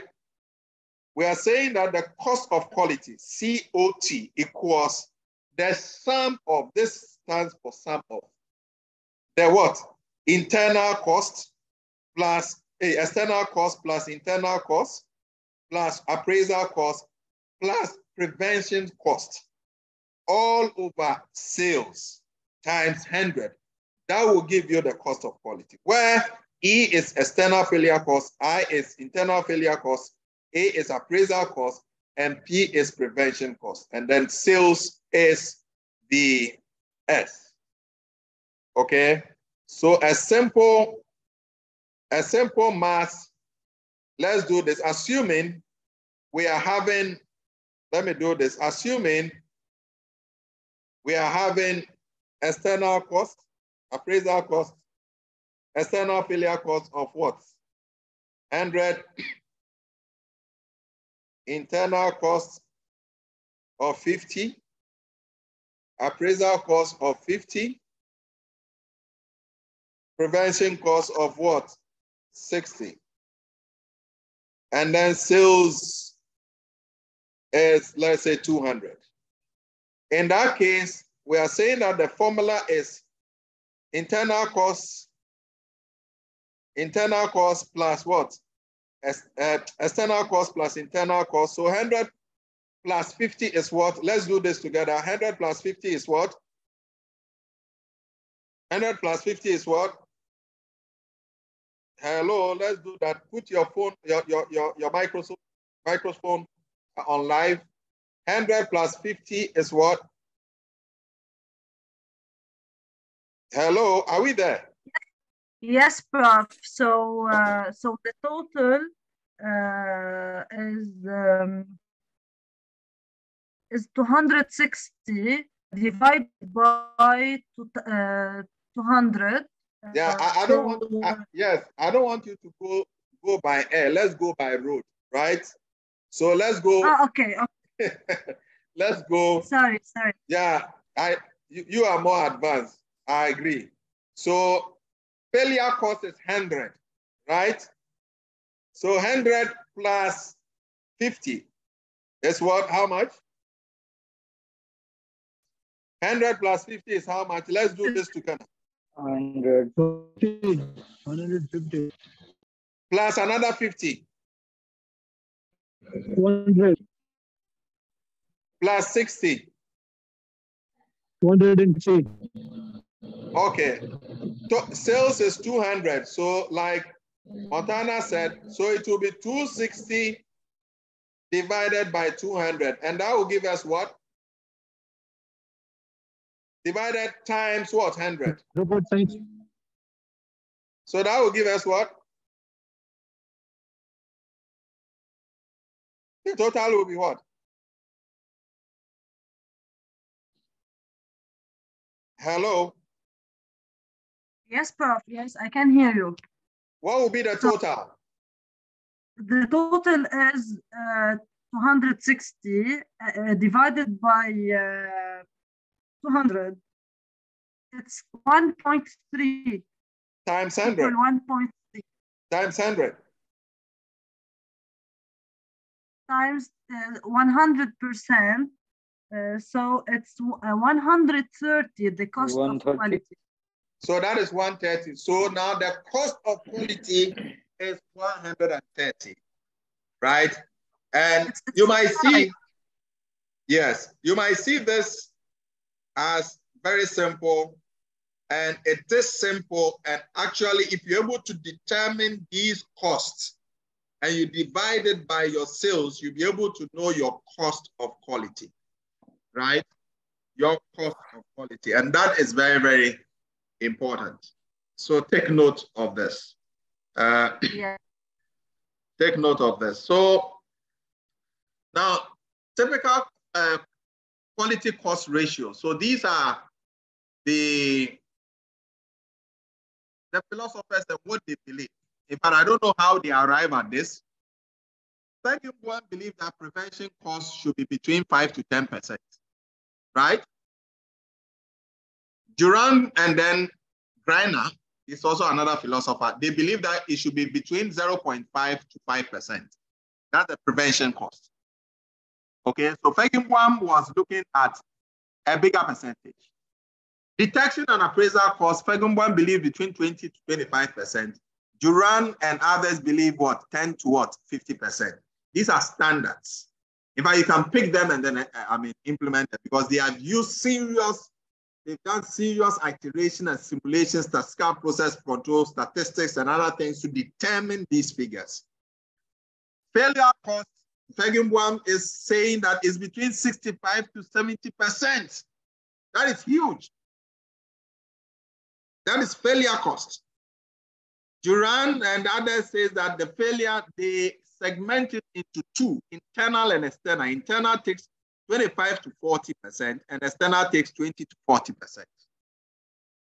And this is just my knowledge for you to know. So if I'm implementing any quality program, and I want to assess my internal cost of quality, I can use this as a benchmark and go and maybe pegging once this appraisal cost and go back and then see that the cost of appraisal, if that amount is between this range of 5 to 10%, if it's within, then probably I'm complying to Feggenboim's what rule.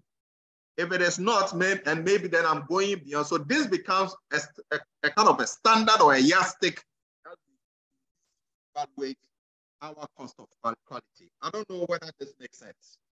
Does it? Does it make sense? Sorry, Prof, we didn't hear your question clearly.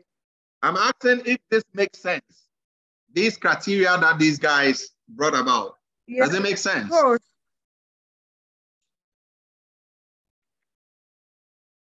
Okay. So you can read on this.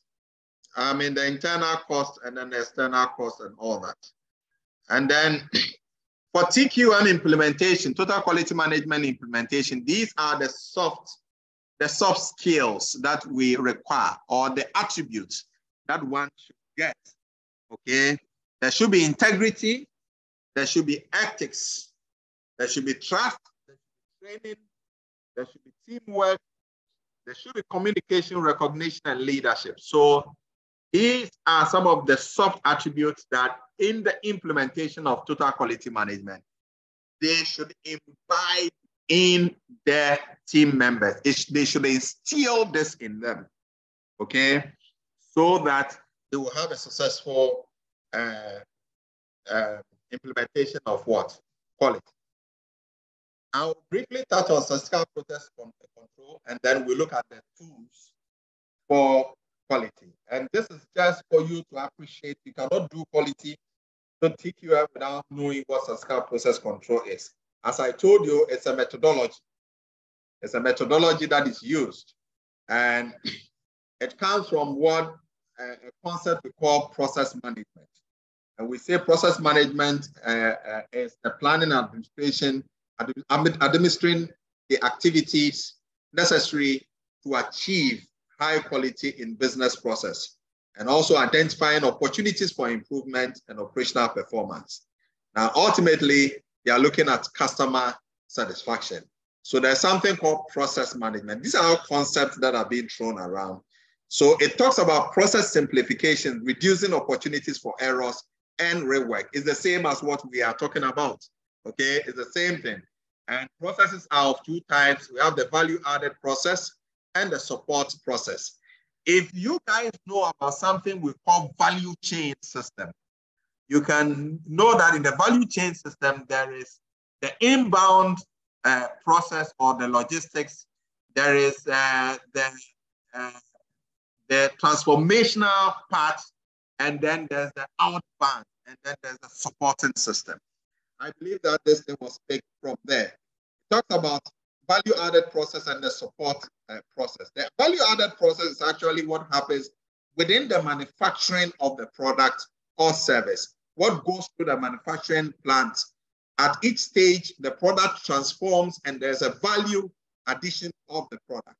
And then the support services are the services like IT, like engineering, like human resource that supports this process to realize the gains, to ensure that everything is produced. So that's the value added and the support service. And we are saying that value added processes talks about the design processes, the production, and the delivery of what the process. And the support process are those that are important to organization value creation. Employees are part human resources, their daily operations, and this adds to what? The support of the process.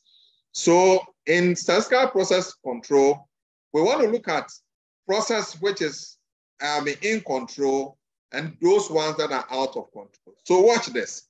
There's a control process. You see these two lines. Everything here is in control. Now here, this is a new zone of control, but they are out of control. So if you want to do improvement, you have to move these guys into this. This is also out of what? Control. It's out of it. We are saying that you can only control a process when you bring the process within the control limit. And within the control limit, this top bar is called the upper control limit, and this one is called the lower control limit. So your process should be between the upper and the lower control limit. Okay, so control is an activity of ensuring the conformance to requirement and taking corrective measures when necessary. So 2 reasons for controlling the process. Why? Because process control methods are the basis for effective daily management of processes. They are the basis. And then 2, long-term improvement cannot be made to a process unless the process is first brought under control. Please, this is very important. Unless the process is brought under control, you cannot control the process. So for process control, effective quality control system will include you document procedures for all key processes. 2, a clear understanding of the appropriate equipment working environment. 3, methods of monitoring and controlling critical characteristics. 4, approval process for equipment. 5, critical workmanship, that is within standard and samples, example, and then maintenance activity. They are saying that these principles should be followed when you want to have quality control system. These are 6 principles that you need to, instill in yourself or follow. I want to take you also to another improvement process, which is Kaizen. You will be doing Lean on Thursday. You will hear of Kaizen. Kaizen simply means continuous improvement. Now, it's a Japanese word, and it's a way of saying that improvement should be gradual, orderly, and then what? Continuous. And we should look at it from the long-term period, and we'll be doing some sort of minimal financial investment in it, but the idea is to get to the destination. This is what Duran and then Deming believe in, that we can do improvement continuously. We cannot get it right the first time, but improvement can be what? Continuous. So if you hear the term continuous improvement, it's a Kaizen philosophy that we espouse. And you can read about this as well. You see, I told you Deming believe in continuous improvement. So you see the Deming cycle. You remember the Fegibwam, process, okay? The plan, do, check, act. Have you seen it here? Act, plan, do, check. Plan, do, and then study. The study is the check. So Deming picked this principle, this model, and change the check to study. If you are doing your project work, you can also develop a construct and add it to it, and it becomes yours. We develop models. So he leveraged on this Stewart model and then did develop this thing. Sorry, this one was by Walter Stewart. So he developed this and then made it what we call the Deming cycle. Okay, even though it was for short, it became, and then he put customer satisfaction somewhere. I don't know whether you get what I'm saying. Are you with me? Are you with me? Yes, Professor. Yes. Hello, who else? Are you there? There is a lot of information. We can stop. I get today. it. I get it. I get it. So you know what is going to happen? I know there's a lot of information. So what we'll do is I will just talk about this process improvement tools. and then we draw the curtains down. I know it's a lot of information. So you have the time to go through and then break it down. The main themes that I need to discuss, I've discussed them. But this one is also very important because you will need these tools. If they talk, you hear about employers looking for employees with problem-solving skills. They are talking about tools that are used to solve problems. Do you get that? Do you understand what I've said? Problem-solving tools. In fact, the World Economic Forum has come out with 20 skill sets that they are employers are looking for in the next 3 decades. One of them is problem-solving tools. How to get the problem-solving tool skills. So these tools are what you see here. I'm going to show you one of them, how these things are being used, in solving problems in other jurisdictions. So for instance, we have the flow chart, we have the check sheets, we have the histogram, we have the Pareto diagram, cause and effect diagram, we have the scatter diagram, and then the control chart. So let me show you something and then draw the curtains down. I'm not going to go through this, but I'm going to show you how these tools have been used in other jurisdictions. So let me show you the slide.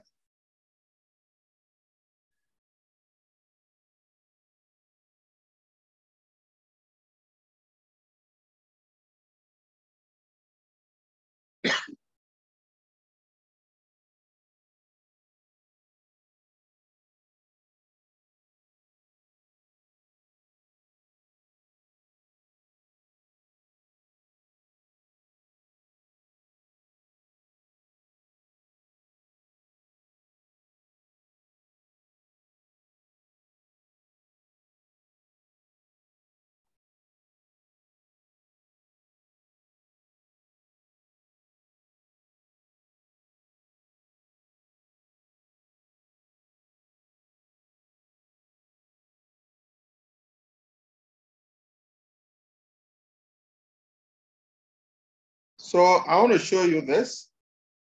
Can you see the screen? Can you see the screen?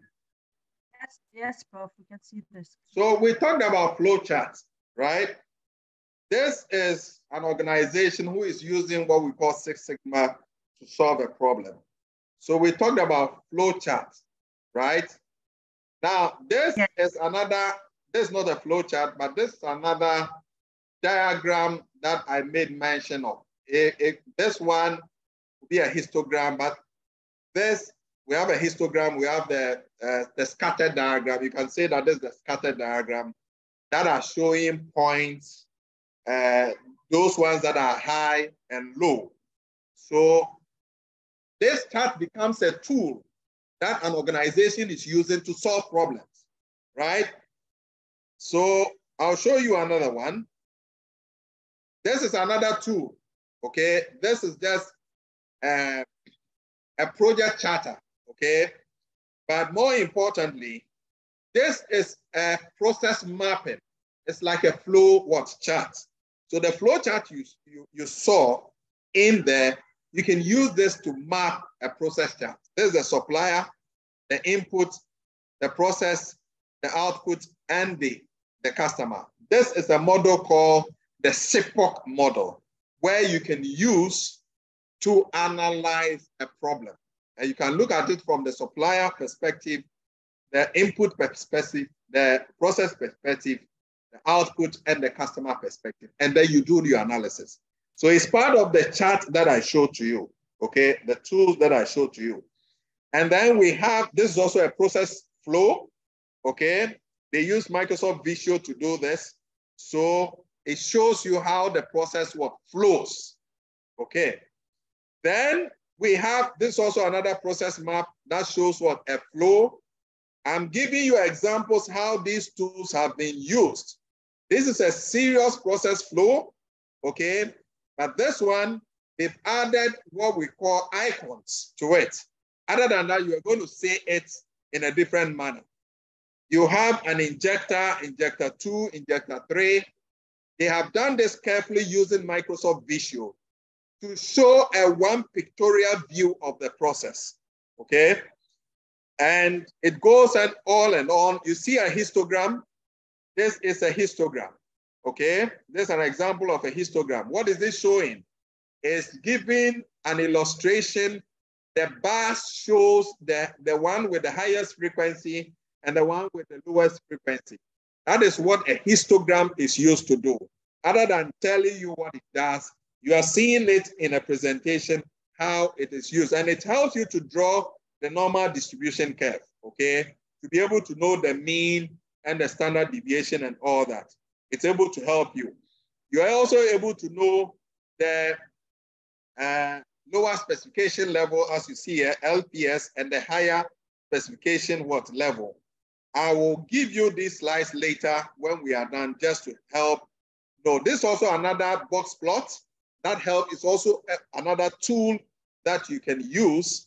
And this is a project charter. And many of this is also another process flow chart where you see the arrows pointing is giving you direction from one flow to the other. Now, at this level of the when you're doing your masters, you should have hands-on some of these tools.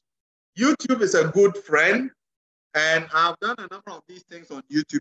You can find it on YouTube, and it can help you using Microsoft Visio. And there are other models that are used in Microsoft Visio. So just to tell you, okay, so this is also, you remember the fishbone diagram, the Ishikawa diagram that I talked about? Do you remember? The fishbone diagram. This is an example of it. This is how it looks like, and this is how it's used in solving problems. So it's able to help you to be able to know the root cause of a problem. That's why they call it the cause and effect diagram. So this thing that I showed you about these tools, this is how it is used it's used to do serious things. And I may share some videos to you of how you can use some of these things. In fact, if you go to YouTube, they are there. I can tell you, if you are into operations or supply chain or whatever, and you know how to use these tools, I can guarantee you that if you go for any interview, if any employer knows that you know how to use these tools, it's going to give you that competitive edge. So I want to bring the lecture to a close now and ask for questions. I know I've given you too much information today. I'm going to send a video to you as well. So if you have any question, let me know.